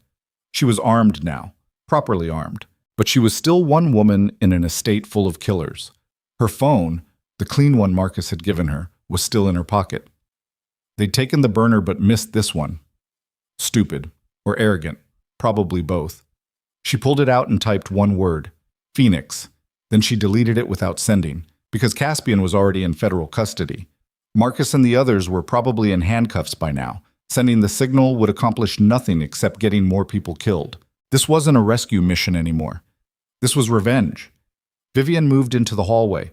The classical music covered the sound of her footsteps. She passed oil paintings worth millions and furniture that belonged in museums. Everything was perfect, pristine. The kind of wealth that had been built on blood and laundered through legitimate businesses until nobody remembered where the money came from. She was going to burn it all. The stairs leading to Kane's 3rd-floor office were ahead. 2 more guards stood at the bottom, rifles at rest, talking quietly about something mundane. Sports, maybe. Or women. Normal conversation for men who'd probably killed dozens of people and never lost sleep over it. Vivienne raised the rifle. The first guard died before he registered movement. The second managed to bring his weapon up halfway before 3 rounds punched through his chest and spun him sideways into the wall. He slid down slowly, leaving another red smear on another expensive surface. The music kept playing. Vivienne climbed the stairs. Her heart was pounding, but her breathing was controlled. In, out. The way Caspian's men had taught her during those 2 hours of preparation she'd thought would never matter. Every lesson suddenly sharp and present in her mind. Move with purpose. Check your corners. Never assume a room is clear. 3rd floor. The hallway stretched ahead like a tunnel. Kane's office was at the end. The double doors were closed. She could walk away, find an exit, disappear into the night and let the federal prosecutors and Kane's lawyers fight over Caspian's corpse while she rebuilt her life somewhere far away from all of this. The thought lasted exactly 1 second. Then she kicked open Kane's door. The office was empty. No Kane, no Damien, Just expensive furniture and floor-to-ceiling windows showing the estate grounds lit up like a prison yard. On the desk, a laptop sat open with video feeds showing different angles of the property, including one feed showing Caspian's convoy. Except the federal vehicles were gone now. The police cruisers had vanished. What remained were just the 3 black SUVs sitting empty on the side of the road like abandoned toys. Vivienne's breath caught. She moved closer to the screen, zoomed in. The timestamp showed the feed was live, not recorded. And there, barely visible in the thermal imaging overlay, were heat signatures moving through the forest toward Kane's estate. 12 signatures, maybe 15. Spread out in a tactical formation that spoke of military training and hostile intent. They were coming. The convoy had been bait. The federal agents had been theater. Kane had shown her exactly what he wanted her to see, a trap closing around Caspian, while the real trap was closing around Kane himself. A slow smile spread across Vivienne's face. Then the office door opened behind her. She spun with the rifle up. Damien stood in the doorway with his hands raised and that same poisonous smile on his face. Clever girl. His voice was calm, almost admiring. You actually killed 4 of Kane's men. I'm impressed. Where is he? Kane? Downstairs. Probably calling more security. Probably realizing that you're not the helpless princess he thought you were. Damien took a step into the room. But that doesn't change anything. You're still trapped, still outnumbered, still fucked. Then why are you here alone? Damien's smile faltered, just for a second, just long enough for Vivienne to see the crack in his armor. To make you an offer. I'm done listening to you. Are you? He moved closer, slow, deliberate, like he was approaching a dangerous animal. Because I'm the only thing standing between you and a bullet in the head. Kane wants you dead now. You've killed his men, destroyed his property, made him look weak in front of the contractors he hired to protect this place. Another step. But I can convince him to let you live. I can get you out of here. All you have to do is tell the prosecutors what they want to hear about Caspian. Vivienne's finger moved to the trigger. You're still trying to use me. I'm trying to save your life. By destroying his. He's already destroyed. Damien's voice cracked, real emotion bleeding through the mask for the first time. The feds have everything. Testimony, financial records, bodies that can be traced back to his operations. He's going to prison whether you testify or not. The only question is whether you go down with him. I'd rather die than help you. Then you're stupider than I thought. Damien stopped 3 feet away, close enough to see the desperation starting to show in his eyes. Vivienne, please. I didn't want it to go this far. You didn't want what? To betray me? To sleep with my sister? To build a federal case designed to destroy the only man I've ever loved? Her voice was ice. Which part didn't you want, Damien? His jaw tightened. It was never personal. It was always personal. It was business. Kane needed someone inside your family. I needed access to the offshore accounts. Your father needed a respectable son-in-law to clean up the family reputation. Everyone got what they wanted. Except me. You were always going to be collateral damage. Damien's mask finally shattered completely. What remained was something uglier, smaller. You were born into a dynasty built on blood money and corruption. Did you really think you'd get a happy ending? Did you really think some street kid who murdered his way into power was going to save you? Vivienne pulled the trigger. The round took Damien in the shoulder and spun him sideways. He screamed and grabbed the wound. Blood poured between his fingers. His eyes went wide with shock and pain, and the sudden realization that she'd actually done it. That was for my sister. Vivienne's voice was steady. For making her think you loved her. She shot him in the other shoulder. Damien dropped to his knees. His screams turned into choked sobs. Blood was spreading across his expensive shirt in growing dark patches. This is for every lie you told me. Vivienne moved closer. The rifle barrel was inches from his face now. Every time you smiled and pretended you gave a shit about anything except power and money and destroying people for sport. Please! Damien's voice was breaking. Please don't! You said it was never personal. Vivienne's finger tightened on the trigger. You were wrong. The office door exploded inward. Kane's security team flooded the room, 6 men in tactical gear with assault rifles and professional efficiency that came from years of training. Vivienne managed to swing her weapon toward them before something slammed into her from behind and drove her face first into the floor. The impact knocked the air from her lungs. Her rifle skittered across the marble. Hands grabbed her arms and wrenched them behind her back. Zip ties bit into her wrists. Someone kicked her in the ribs hard enough to crack bone. She gasped, tasted blood, vision blurring. Through the haze of pain, she saw Kane enter the room. He looked at Damien bleeding on the floor, looked at the bodies of his guards scattered through the hallway, looked at Vivienne with an expression that had moved beyond anger into something colder and more final. "Get him medical attention," Kane's voice was flat. "And bring her downstairs. We're done playing games." Two guards hauled Vivienne to her feet. Her ribs screamed. Every breath felt like inhaling broken glass. But she kept her eyes on Kane's face and smiled through blood-stained teeth. "Your estate's about to have visitors," she said. Kane's expression didn't change. "I know. I've been tracking Caspian's team since they left the convoy. Thermal imaging, motion sensors. I have eyes on all 15 of them." He moved closer. "Did you really think I wouldn't have countermeasures? Did you think a man in my position survives 3 decades without learning how to defend his home?" Vivienne's smile widened. "Did you really think Caspian only brought 15 men?" For the first time, Kane's mask cracked. He turned to one of his security team. "Show me the perimeter feeds, all of them." The guard pulled up a tablet. Kane's face went pale. "How many?" His voice was tight. 40. Maybe 50. The guard's hands were shaking. "They're everywhere. North wall, south wall, service entrance, main gate. They've surrounded the entire property." Kane's jaw clenched. "Where did he get 50 men? From everyone you've ever fucked over." Vivienne's voice was ragged but steady. "From every crew you undercut, every operation you sabotaged, every soldier you left to die when they became inconvenient." She coughed. Blood splattered on the marble. "You spent 30 years making enemies. Caspian spent 1 week calling in every favor he'd ever earned and offering them all a chance to watch you burn." Kane backhanded her so hard she saw stars. "Lock down the estate. Full defensive protocol. Kill anyone who breaches the walls." He grabbed Vivienne by the throat and lifted her until her feet left the floor. "And when this is over, I'm going to make you watch while I execute Caspian in front of every camera I can find." Vivienne couldn't breathe. Her vision was going dark, but she managed to whisper, "You'll have to survive the next hour first." The first explosion came from the north wall. The entire estate shook. Windows rattled. Alarms started screaming. Kane dropped Vivienne and she collapsed to the floor, gasping for air. Through the windows, she could see flames rising into the night sky, where a section of the stone wall had been reduced to rubble.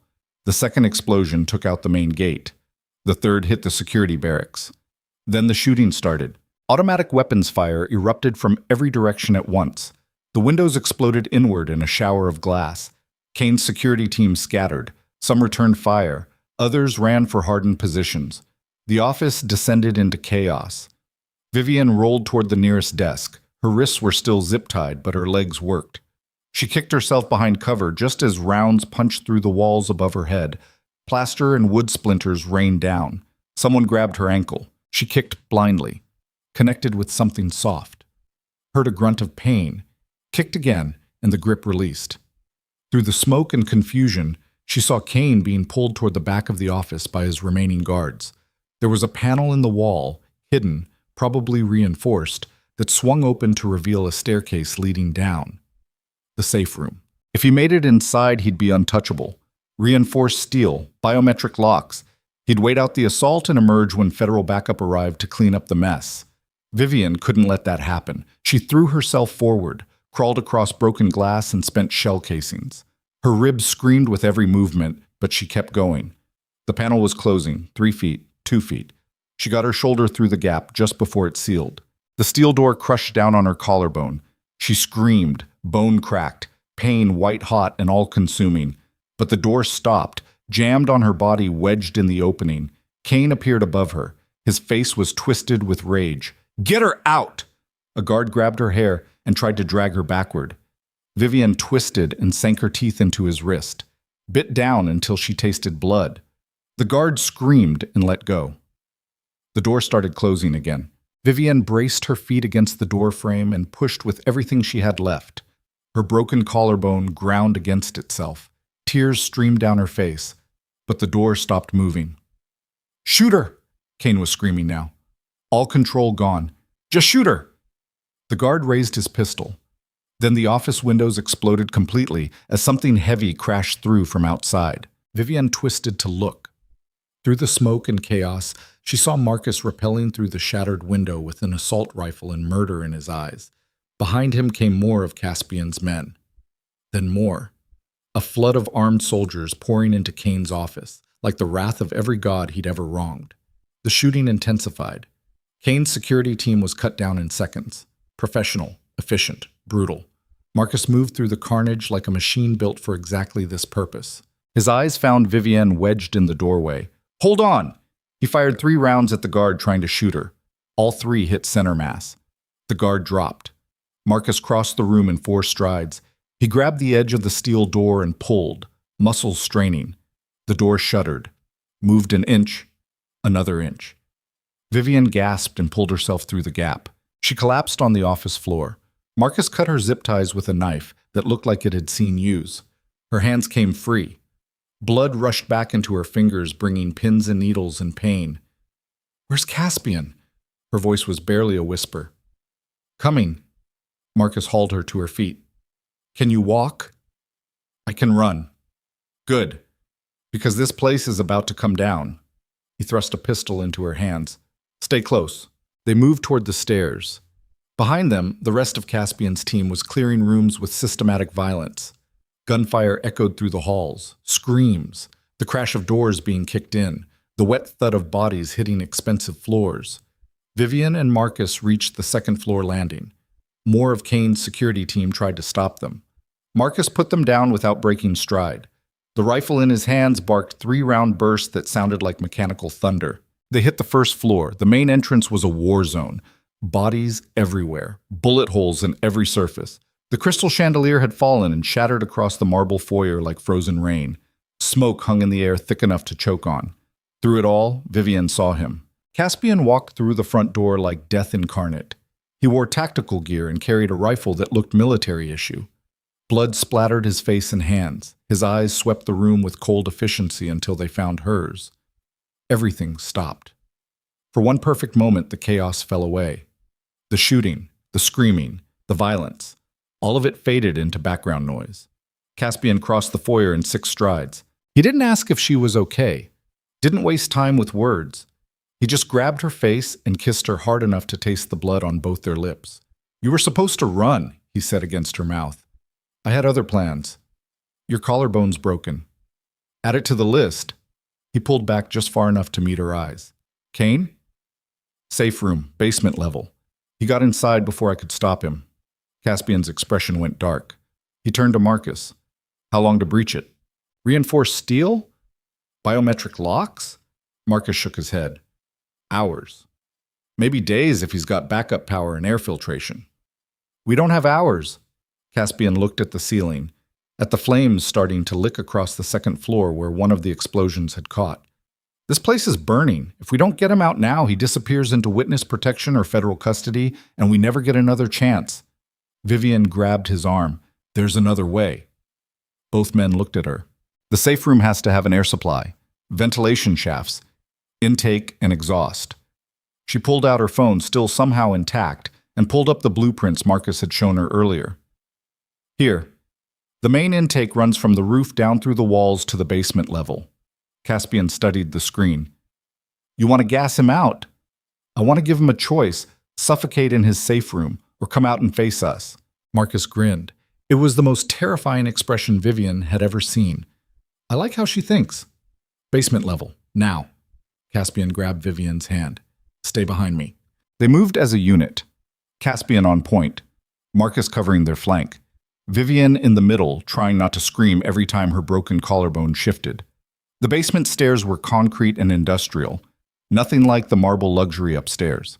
This was the foundation, the bones of Kane's empire stripped of all pretense.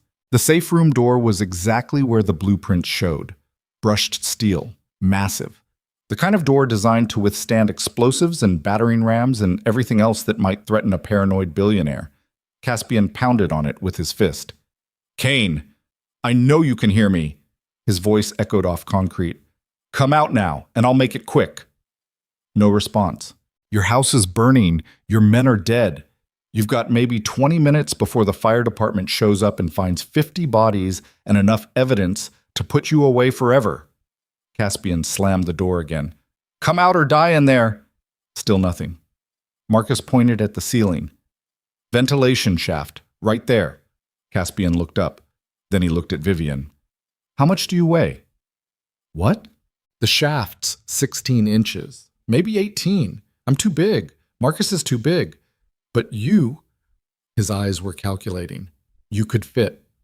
Vivienne's stomach dropped. You want me to crawl through the ventilation system? I want you to crawl to the intake valve and close it. Caspian pulled out a small device that looked like a remote detonator. Then I flood the shaft with CS gas, tear gas, enough to make that safe room uninhabitable in about 90 seconds. Kane either comes out choking or dies in there. And if I get stuck, then I pull you out. His voice was steady, certain. I'm not losing you again. Vivienne looked at the ventilation grate, at the narrow shaft disappearing into darkness, at Caspian's face showing absolute faith that she could do this. She took the device. How do I know when to close it? You'll hear me. 3 knocks, that's the signal. He boosted her up toward the grate. Marcus pulled it free. The shaft yawned open like a metal throat. Vivienne pulled herself inside. The space was tight, claustrophobic. Metal pressed against her shoulders on both sides. Her broken collarbone screamed with every movement, but she kept crawling. Forward, one hand over the other, knees scraping against sheet metal. The shaft angled down, getting steeper, darker. She could hear her breathing echoing back at her. Fast, panicked. She forced herself to slow down, in, out, just like Caspian taught her. The shaft leveled out. Ahead, dim light filtered through another grate. She crawled toward it. Through the slats, she could see into the safe room. Kane sat at a desk with monitors showing different feeds of his burning estate. His face was pale, sweating. He was on the phone, talking fast and desperate. Don't care what it costs. Get men here now. Federal contractors, private military. I don't... He stopped. Looked up at the ventilation grate. His eyes met Vivienne's through the slats. For one frozen moment, they just stared at each other. Then Kane smiled. Hello, Ms. Ashcroft. Come to watch me wait out your boyfriend's tantrum? Vivienne didn't answer. She found the intake valve, large, red, exactly where the blueprints showed. Kane stood, moved closer to the grate. You can't get in here. Nobody can. This room was designed by Israeli defense contractors to withstand siege warfare. His smile widened. So crawl back to Caspian and tell him I'll see him in court, after the feds arrest him for domestic terrorism and murder. 3 knocks echoed through the shaft. Vivienne grabbed the valve and turned it with every ounce of strength she had left. The valve sealed with a heavy mechanical click. Kane's smile vanished. What did you... White smoke started pouring through the ventilation system. CS gas, military grade. It flooded the safe room in seconds. Kane's eyes went wide. He lunged for a gas mask on the wall, but the smoke was already burning his lungs. He collapsed, choking, clawing at his throat, tears and mucus streaming down his face. Through it all, Vivienne watched. She watched him crawl toward the door, watched him pound on the steel with weakening fists, watched him realize that all his money and power and carefully constructed defenses meant nothing when the air itself became poison. Finally, Kane slapped his palm against the biometric lock. The door hissed, unlocked, swung open. Caspian was waiting on the other side with a rifle pointed at Kane's head. Hello, Victor. His voice was soft, almost gentle. We need to talk. Kane tried to speak but could only cough. He fell forward into the hallway. Marcus zip-tied his hands behind his back while Caspian kept the rifle trained on his skull. Vivienne crawled backward through the shaft, emerged into the basement. Marcus helped her down. Her entire body felt like one massive bruise, but she was smiling. Caspian looked at her. You okay? I'm perfect. Your collarbone? Can wait. She moved toward Kane. He was on his knees now, still choking, still crying from the gas. I want to hear what he has to say. Caspian grabbed Kane by the hair and forced his head up. Start talking. Who else was involved? Who ordered the federal investigation? Who's been laundering money through the Ashcroft accounts? Kane spat blood. Fuck you. Caspian shot him in the foot. The sound was deafening in the enclosed space. Kane's scream was even louder. He writhed on the concrete, blood pooling beneath him. Wrong answer. Caspian chambered another round. Let's try again. Who gave the orders? It was... Kane gasped. It was always... the whole thing... Above them, something massive crashed. The ceiling shuddered. Smoke was pouring down the stairwell now. The fire had spread faster than expected. Marcus grabbed Caspian's arm. Boss, we need to move. This whole place is coming down. Caspian looked at Kane, then at Vivienne. Your call. She thought about her father's lies, about Damien's manipulation, about Celeste's betrayal, about every person who'd used her as a pawn in games she never understood until it was too late. She thought about the black ring on her finger. Then she looked at Kane and said, Leave him. Marcus's eyes widened. Vivienne, leave him. Her voice was iron. He built this empire on blood and corruption. Let him die in it. Caspian stared at her for a long moment. Then he dropped Kane's head. It hit the concrete with a wet crack. You heard her? He grabbed Vivienne's hand. Let's go. They ran for the stairs. Behind them, Kane was screaming, begging, promising money and information and anything they wanted if they'd just come back. They didn't look back. The estate was an inferno now. Flames consumed everything. The artwork, the furniture, the crystal and marble and every expensive surface Kane had filled his life with. Caspian's men were already evacuating, moving through smoke and fire with practiced efficiency. They emerged into the night air gasping and covered in soot. The convoy was waiting, engines running, Marcus's team loading weapons and wounded into vehicles with military precision. Vivienne looked back one last time at the burning estate. Through the flames, through the smoke and collapsing walls, she thought she could still hear Kane screaming. Then the roof caved in with a sound like the world ending. Whatever screams remained were swallowed by fire. Caspian pulled her toward the lead SUV. Get in. She climbed into the back seat. He slid in beside her. Marcus took the driver's position. The convoy rolled forward down the long driveway while behind them, Kane's empire burned to ash. Vivienne's hands were shaking now. The adrenaline was wearing off and everything hurt. Her collarbone, her ribs, her face, her soul. Caspian pulled her against his chest, careful of her injuries. His heart was pounding against her ear. It's over, he said quietly. No. Vivienne's voice was hollow. It's not. He pulled back to look at her face. What do you mean? Kane said something. Before the gas hit, he said it was always... She struggled to remember through the pain and chaos. He was trying to tell us who gave the orders, who's really behind all of this. Who? I don't know. He didn't finish. Caspian's jaw tightened. He pulled out his phone and made a call. Rodriguez, I need you to sweep Kane's office before the fire department gets there. Any files, any computers, anything that shows who he was working with. He listened. I don't care if the building's on fire. Get it done.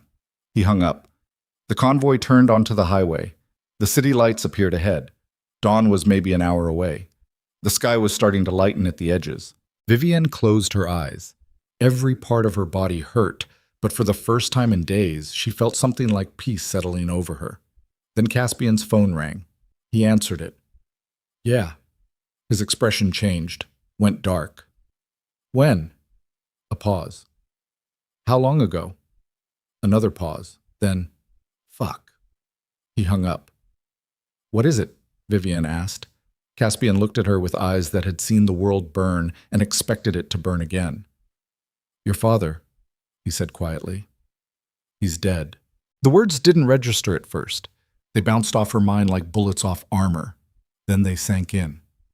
What? Marcus's team just got word. Your father was found in his study an hour ago. Single gunshot wound to the head.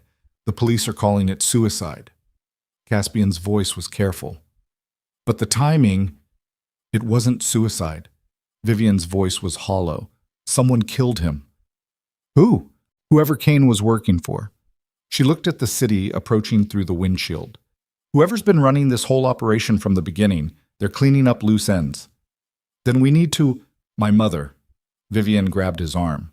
If they killed my father to tie up loose ends, my mother's next. And Celeste— Caspian was already dialing. Marcus, change of plans. We're going to the Ashcroft estate. Now. He hung up and looked at the driver. How fast can you get us there? 20 minutes. Make it 10. The SUV accelerated. The convoy fell into formation, racing through empty streets toward a family estate that Vivienne hadn't called home in years. She stared out the window, watching the city blur past. Her father was dead. Her family was being hunted. And somewhere out there, someone was orchestrating all of this from the shadows. Someone powerful enough to destroy Kane. Someone who wanted everyone involved dead. And Vivienne realized with horrible clarity that the war wasn't over. It was just beginning. The Ashcroft estate rose from manicured grounds like a monument to everything Vivienne had spent her life trying to escape. White columns, sprawling wings, gardens that cost more to maintain than most families earned in a decade. She'd grown up behind those walls, learning how to smile for cameras and lie with her silence. Now she was coming back to bury her father. The convoy stopped at the main gates. They hung open, wrong, immediately wrong, swaying slightly in the pre-dawn wind. No security, no guards, just empty posts and an intercom crackling with dead air. Caspian's hand moved to his rifle. This is a trap. I know. Vivienne's voice was steady. Drive through it anyway. Marcus hesitated. Boss? You heard her. Caspian chambered around. But we go in smart. 2 teams. 1 through the front, 1 around back. And nobody fires unless I give the order. The SUVs rolled through the gates. The driveway curved through trees that Vivienne used to climb as a child before her mother told her that daughters of the Ashcroft dynasty didn't get their dresses dirty. Everything looked the same. Perfect, pristine, like stepping into a photograph from a life that had never been real to begin with. The house loomed ahead. Every window was dark except one on the second floor. Her father's study. Light flickered behind the curtains, candles maybe, or the dying glow of a fire left burning. The convoy stopped. Doors opened. Caspian's men spread out with tactical precision that came from too many nights like this one. Marcus took 5 men toward the service entrance. Rodriguez moved his team to cover the grounds. Everyone else followed Caspian and Vivienne toward the front door. It stood open. Just a crack. Just enough to be an invitation, or a threat, or both. Caspian pushed it wider with his rifle barrel. The entrance hall stretched beyond. Marble floors, crystal chandelier, oil paintings of dead Ashcrofts staring down with judgmental eyes. No bodies, no blood. Just emptiness that felt heavier than violence. They moved inside. Vivienne's footsteps echoed off walls that used to make her feel small.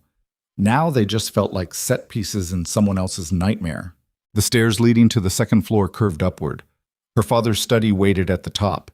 Every instinct screamed at her to run, to get back in the SUV and let Caspian's men handle whatever waited up there. But she'd spent 28 years running from hard truths. She was done running. They climbed the stairs. Caspian stayed 2 steps ahead with his rifle up. 2 of his men flanked them. Professional. Silent. The kind of men who'd seen things that turned regular people into ghosts and kept walking anyway. The study door was closed. Light leaked from underneath. Vivienne could smell cigar smoke. Her father's brand, Cuban, illegal, the kind of small corruption that rich men indulged in because they could. Caspian reached for the handle, paused, looked back at her. Last chance to wait downstairs. Open it. He turned the handle. The door swung inward. Her father sat behind his desk exactly where she'd last seen him 3 days ago, when she'd walked out of this house wearing a white engagement gown and carrying illusions she'd never get back. Except now there was a hole in his temple and blood splattered across the mahogany paneling behind him. His eyes were open, staring at nothing. One hand rested on the desk beside a pistol that looked too clean to have been fired recently. Vivienne's breath caught. Not from grief. She'd burned through whatever love she had for him somewhere between his lies about Caspian and his complicity with Kane. But from the finality of it, the way death made even powerful men look small and stupid and utterly finished, Staged. Caspian's voice was flat. He moved around the desk, studying the scene with professional detachment. Engel's wrong for suicide. No powder burns on his hand. Gun's been wiped clean. He looked up. Someone executed him and tried to make it look self-inflicted. How long ago? 2 hours, maybe 3. Body's still warm. Caspian straightened. Whoever did this is probably still in the house. Vivienne moved closer to the desk. Her father's laptop sat open, showing his email. The screen was unlocked. She scanned the messages quickly. Business correspondence, investment updates. Nothing unusual until she saw the draft folder. One unsent message, written 20 minutes before he died. She clicked it open. If you're reading this, I'm already dead. Kane wasn't the architect. He was middle management. The real power behind the offshore accounts, the federal investigation, the entire operation, it's been controlled by someone inside the family the whole time. Someone close enough to know everything, close enough to manipulate all of us. I figured it out too late. By the time you read this, they'll have already... The message ended mid-sentence. Vivienne's hands went cold. Caspian. He moved beside her, read the screen. His jaw tightened. Inside the family, who's left? My mother, Celeste. Vivienne's mind was racing. But my mother doesn't have the capability. She's never touched the business side. And Celeste, she was being used by Damien the same way I was. Are you sure? The question hung in the air like smoke. Vivienne thought about her sister, 25 years old, blonde, beautiful. The daughter who always seemed softer, easier, less threatening to their father's plans. The one who'd cried when she confessed to sleeping with Damien, who'd begged for forgiveness with 43 text messages, who'd been perfectly positioned to feed information to everyone while pretending to be a victim herself. No, the word came out hollow. I'm not sure about anything anymore. Footsteps in the hallway. Caspian spun with his rifle up. His men moved to flank the door. Everyone went silent and still. A woman stepped into the doorway. Vivienne's mother stood there in a silk robe and pearls. Because even in the middle of a nightmare, Catherine Ashcroft wouldn't be caught looking less than immaculate. Her face was pale but composed. Her eyes tracked from her husband's corpse to Vivienne to the armed men filling her study without showing anything that looked like surprise. Hello, darling. Her voice was steady, calm. I was wondering when you'd come home. Vivienne stared at her mother. At the woman who'd taught her how to stand with her spine straight and her smile empty. At the face that had never once showed real emotion except disappointment when Vivienne failed to be perfect enough. Did you kill him? The question came out flat. Catherine's expression flickered, just for a second, just long enough for something that might have been pain to show through the mask. No. She moved into the room, slowly, carefully, like approaching a dangerous animal. But I know who did. Who? The same person who's been orchestrating this entire operation from the beginning. The same person who convinced Kane to build a case against Caspian, who pushed Damien into your life, who made sure every piece fell exactly where it needed to fall. Catherine stopped 3 feet from the desk. The same person who's been waiting for all of you to destroy each other so they could step into the vacuum and take everything. Caspian's rifle never wavered. Stop talking in riddles. Give me a name. I can't, Catherine's voice cracked. Because if I do, they'll kill me too, just like they killed my husband, just like they'll kill Vivienne if she gets too close to the truth. Then you're useless. Caspian's finger moved to the trigger. And I don't keep useless people breathing. Wait. Vivienne grabbed his arm. She looked at her mother, really looked at her. At the woman who'd spent 30 years playing the perfect wife, while her husband built an empire on blood money. You've known the whole time, haven't you? About the offshore accounts, about Kane, about all of it. Catherine's eyes were wet now, tears threatening to spill over and ruin her perfect makeup.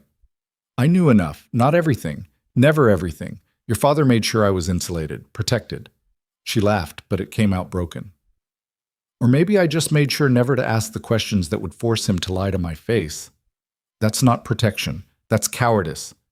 Yes. The admission was barely above a whisper. Yes, it was. Vivienne's chest hurt, not from her broken ribs or cracked collarbone, but from something deeper. from the realization that every woman in her family had spent their lives pretending ignorance was the same as innocence. "Where's Celeste?" she asked. Catherine's face went pale. "I don't know. She left 3 hours ago, said she had to meet someone. I haven't heard from her since." "Who was she meeting?" "She didn't say, but she was scared. I could see it in her eyes. The same fear I saw in your father's eyes, right before—" Her voice broke completely. "Right before someone put a bullet in his head while I was sleeping 2 rooms away." Caspian lowered his rifle slightly. Not because he trusted Catherine, but because even he could recognize genuine terror when he saw it. "If Celeste is the one behind this, she's not." Vivienne's voice was certain. "She's not smart enough, not ruthless enough. Celeste's been playing victim her whole life because it's the only role she knows how to play. This is someone else, someone we're not seeing." Her phone buzzed. Unknown number. Again. She looked at Caspian. He nodded. She answered. "Hello? Ms. Ashcroft." The voice was female, cultured, familiar in a way that made Vivienne's skin crawl. "I've been waiting for you to figure it out. Hoping, really. It's so much more satisfying when they understand before the end." Vivienne's blood went cold. "Who is this?" "You already know, deep down. You've always known. You just didn't want to believe it. Stop playing games." "I'll make this simple. Your sister is with me. She's alive, for now. Whether she stays that way depends on your next choice." A pause. "Come to the East Garden. Alone. Unarmed. And I'll show you exactly who's been pulling the strings." The line went dead. Vivienne stood there staring at the phone. Her mind was racing through possibilities, trying to find the thread she'd missed. The person close enough to manipulate everything. Close enough to be trusted. Close enough to be invisible. Then it clicked. "The district attorney." Her voice was hollow. "Kane said he owned the DA, but he never said how. Never said who gave him access." She looked at Caspian. "What if it wasn't access? What if the DA was the one running Kane all along?" Caspian's expression went dark. "Patricia Vance, she's been DA for 8 years.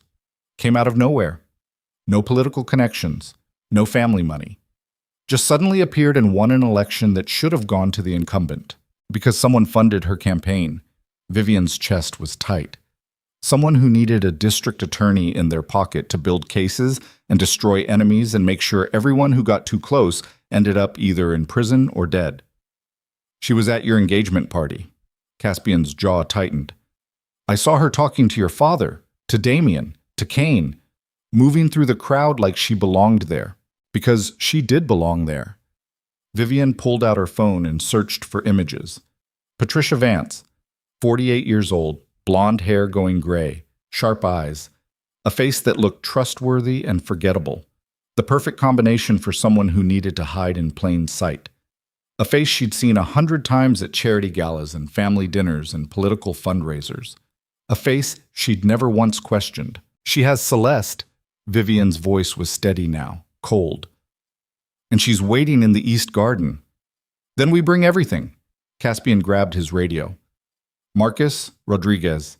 Everyone converges on the East Garden. Full assault.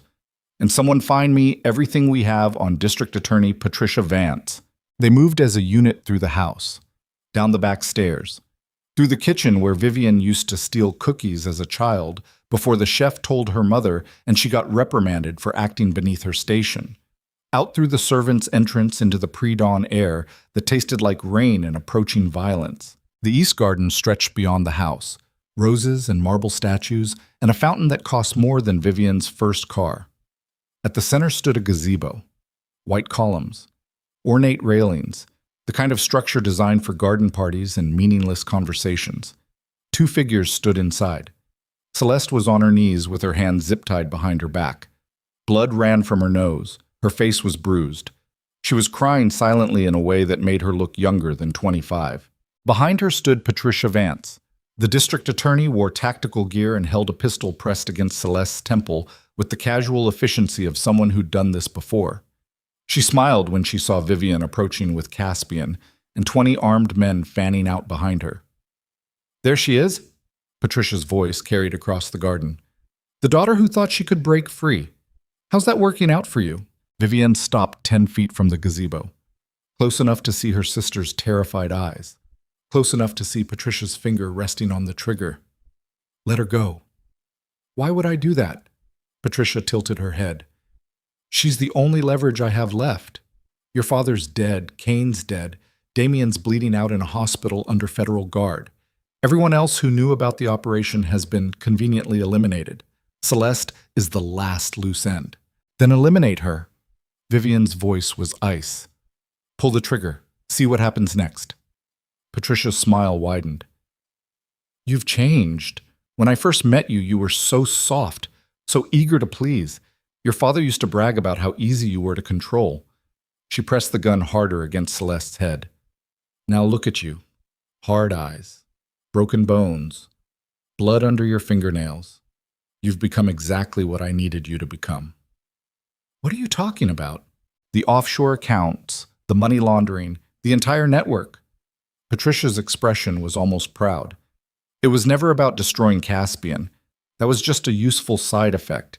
This was always about consolidating power, about making sure everyone who could threaten my position was either compromised, imprisoned, or dead. You used Kane? Kane was a tool, a very expensive, very useful tool, who thought he was in charge because I let him think that. Patricia shrugged. Men like Kane are easy to manipulate. Give them money and violence, and they never look past their own egos to see who's actually pulling the strings. And my father?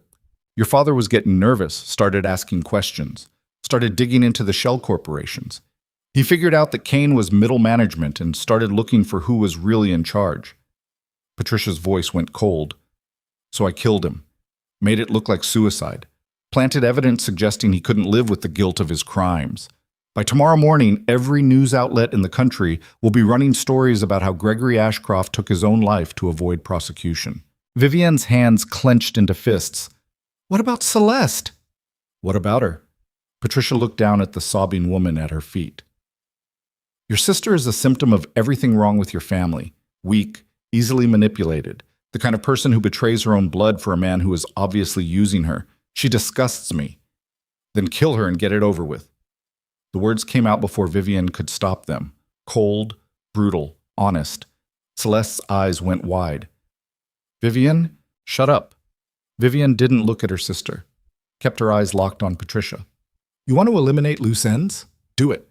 But when you pull that trigger, every man here opens fire. You'll be dead before her body hits the ground. That's the deal. Patricia studied her face, looking for the crack, the weakness, the moment where Vivienne would break and beg for her sister's life. She wouldn't find it. Because Vivienne had learned something in the past 4 days that her mother and sister and every other woman in her family had never understood. Sometimes the only way to save something was to be willing to watch it burn. You're bluffing. Patricia's voice was less certain now. Try me. For a long moment, nobody moved. The garden was frozen in that space between violence and negotiation where everything balanced on the edge of a knife. Then Patricia lowered the gun. Smart girl. She shoved Celeste forward. The blonde woman collapsed on the grass, sobbing. Take her. She's worthless anyway. Caspian's men moved in. 2 of them grabbed Celeste and pulled her away from the gazebo, while others kept their weapons trained on Patricia. Now what? The district attorney's smile returned. You arrest me? I'm the top law enforcement official in this city. I have immunity, I have connections. By the time any charges stick, I'll have disappeared into witness protection or a federal program where nobody can touch me. I'm not arresting you. Vivienne pulled the pistol from her waistband, the one Marcus had given her, the one Kane's men had missed during their search. I'm executing you. Patricia's expression finally cracked. Real fear showed through for the first time. You won't... Vivienne shot her in the chest. The sound echoed across the garden. Birds exploded from nearby trees. Patricia stumbled backward. Her gun clattered to the gazebo floor. She looked down at the blood spreading across her tactical vest with an expression of absolute shock. You... She coughed, blood on her lips. You actually... Vivienne shot her again. Patricia dropped to her knees. Her eyes were wide, disbelieving. Like she'd spent her entire life manipulating people and couldn't comprehend that someone had finally refused to play the game. That was for my father. Vivienne's voice was steady. For building a trap so perfect he never saw it coming. She fired a third time. Patricia collapsed. Her body twitched once, twice, then went still. Vivienne stood there, staring at the corpse, at the woman who'd orchestrated the destruction of her entire family, at the empty shell that used to hold enough ambition and cruelty to burn down empires. The gun fell from her hands. She turned and walked away from the gazebo, away from the body, away from the garden where she used to play as a child before she learned that beautiful things always grew from poisoned soil. Caspian caught up to her at the edge of the grounds. He didn't say anything, just walked beside her in silence, while behind them, his men secured the scene and Marcus called in favors to make sure the official story matched what actually happened. They reached the SUV. Vivienne climbed into the back seat. Her entire body was shaking now, not from fear or adrenaline, but from the weight of what she'd just done.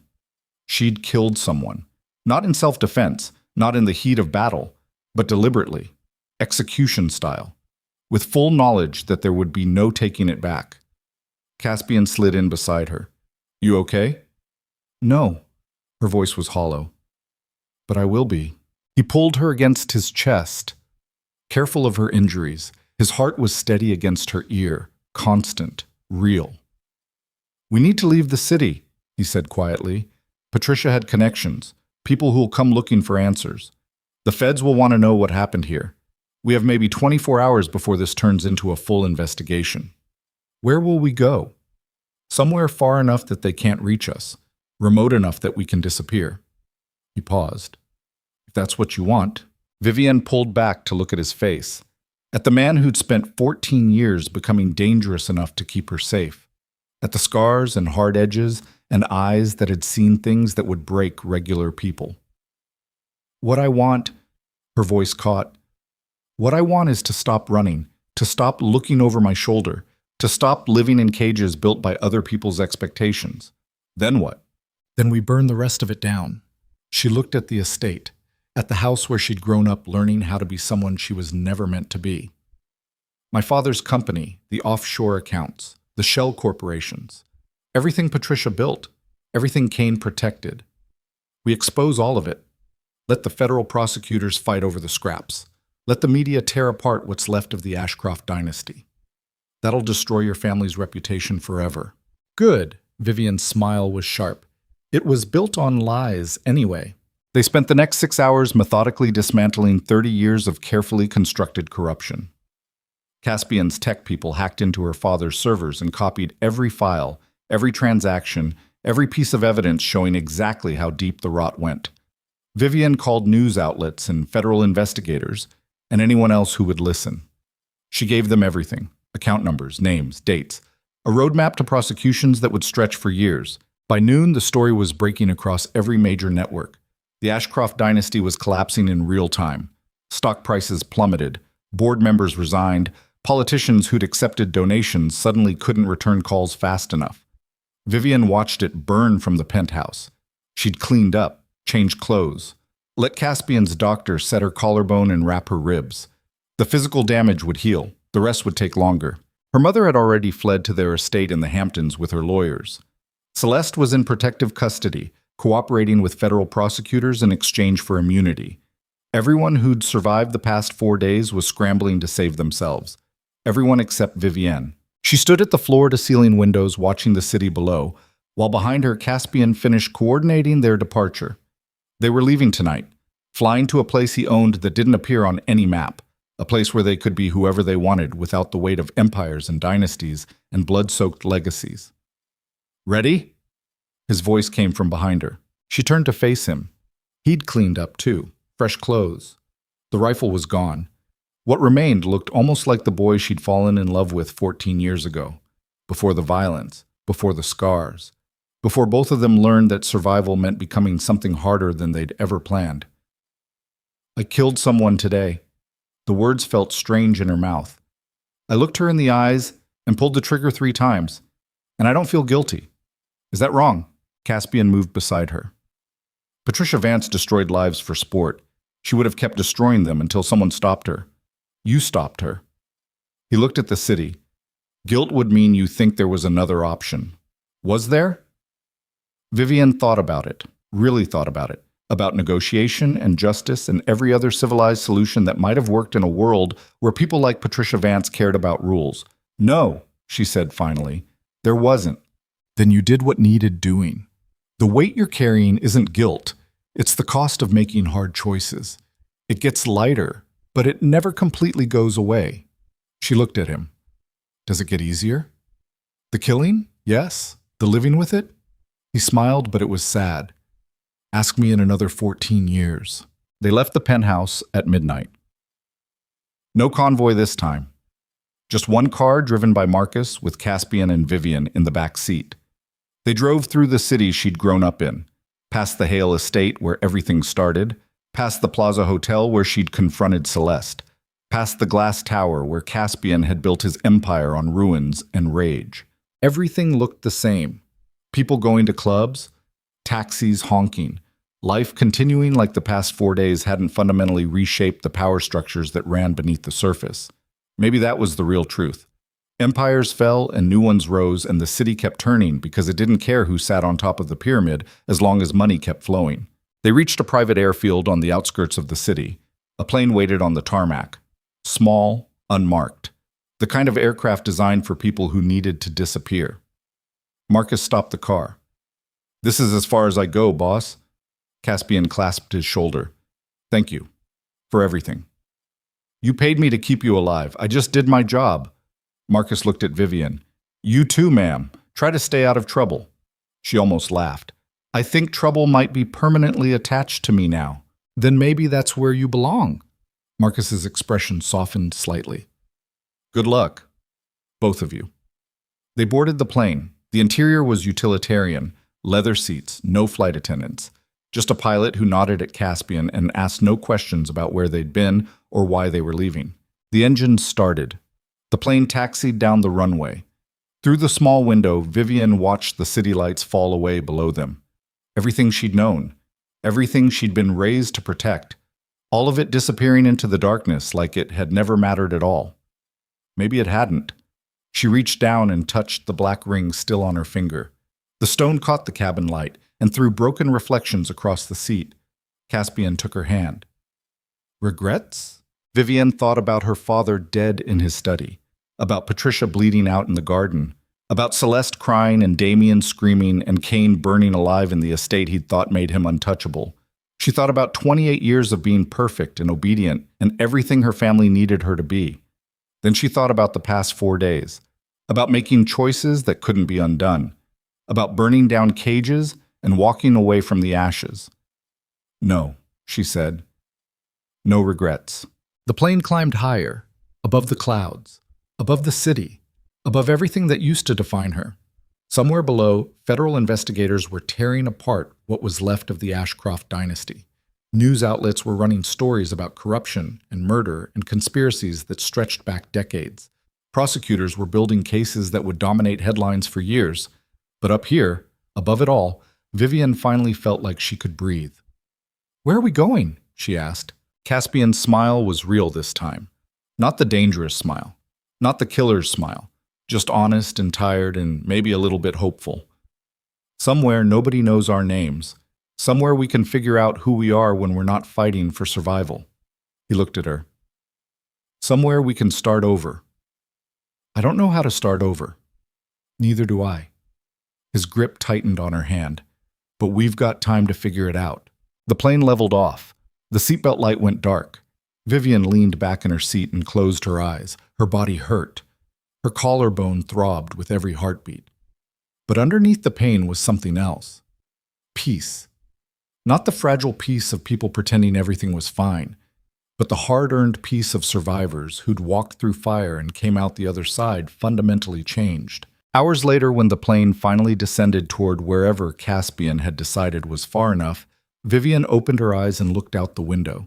Mountains stretched below, forest, a landscape empty enough that 2 people could disappear and never be found. Last chance. Caspian's voice was quiet. We land here, and there's no going back. No returning to the life you had. no family dynasty, no social standing, just you and me figuring out what comes next. Vivienne touched the black ring one more time. Then she looked at the man who'd spent 14 years becoming dangerous enough to keep her safe and realized that maybe safety wasn't what she needed anymore. Maybe what she needed was someone who understood that surviving meant becoming something sharper than you'd ever planned. Someone who looked at her broken edges and scars and saw not damage but proof that she'd refused to break. "I'm not going back," she said. The plane touched down. They walked down the stairs into air that smelled like pine and rain and nothing like the city. No convoy waiting, no armed men, no enemies lurking in shadows, just earth and sky and the kind of silence that came from being far enough away that the past couldn't reach. Caspian led her to a cabin barely visible through the trees. Small, sturdy, built for people who valued privacy over comfort. Inside was simple. One room, a fireplace, furniture that looked handmade. "It's not much," he said. "It's perfect." Vivienne moved to the window. Outside, the forest stretched in every direction. "How long do we stay?" "As long as it takes." "For what?" "To figure out who we are now." Caspian came up behind her, wrapped his arms around her waist, careful of her injuries. "We spent 14 years apart becoming people we had to be to survive. Maybe now we get to figure out who we want to be." Vivienne leaned back against him, felt his heartbeat. Steady, constant, real. "I killed someone," she said quietly. "I burned down my family.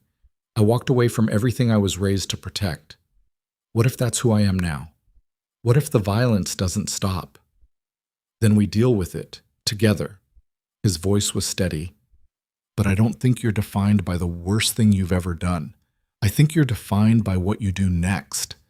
She turned in his arms to face him. "What do we do next?" "We rest. We heal. We figure out how to live with the choices we made." He touched her face. Gentle. "And when we're ready, if we're ready, we decide if there's something worth building on the ashes of everything we burned down." Outside, the sun was rising. Dawn light filtered through the trees and painted everything in shades of gold. Vivienne watched it through the window and realized this was the first sunrise in 4 days where she wasn't running or fighting or watching empires collapse. This was just morning. Simple. Quiet. The kind of peace that came not from winning, but from finally stopping long enough to realize the war was over. "I love you." The words came out before she could stop them. "I should have said it 14 years ago. I should have fought for you when my father tried to pay you off. I should have—" Caspian kissed her, soft, careful, the kind of kiss that tasted like promises instead of desperation. When he pulled back, his eyes were wet. "You don't owe me apologies. You don't owe me explanations. The only thing I need is for you to be here. Now. With me. Everything else is just noise." Vivienne nodded. Her throat was too tight for words. They stood there as the dawn broke completely. Two people who'd survived things that should have destroyed them. Two people who'd made choices they couldn't take back. Two people trying to figure out if love was enough to build something real from the wreckage. The answer wasn't clear yet. Maybe it never would be. But as Vivienne stood in that cabin watching the sun rise over a forest that didn't know her name, or care about her family, or judge her for the blood on her hands, she realized something important. She'd spent 28 years trying to be perfect, trying to meet expectations, trying to fit into cages built by people who'd never asked if she wanted to be there. And now, finally, impossibly, terrifyingly, she was free. The black ring caught the morning light. The stone threw broken reflections across the cabin walls, beautiful and sharp and honest about what it was. Vivienne smiled. Not the smile she'd been taught. Not the smile for cameras and investors and people who wanted her to be something she wasn't. This was the smile of a woman who'd burned her life to the ground and was finally ready to see what grew from the ashes. And for the first time in her life, the answer didn't scare her. It just felt like the beginning,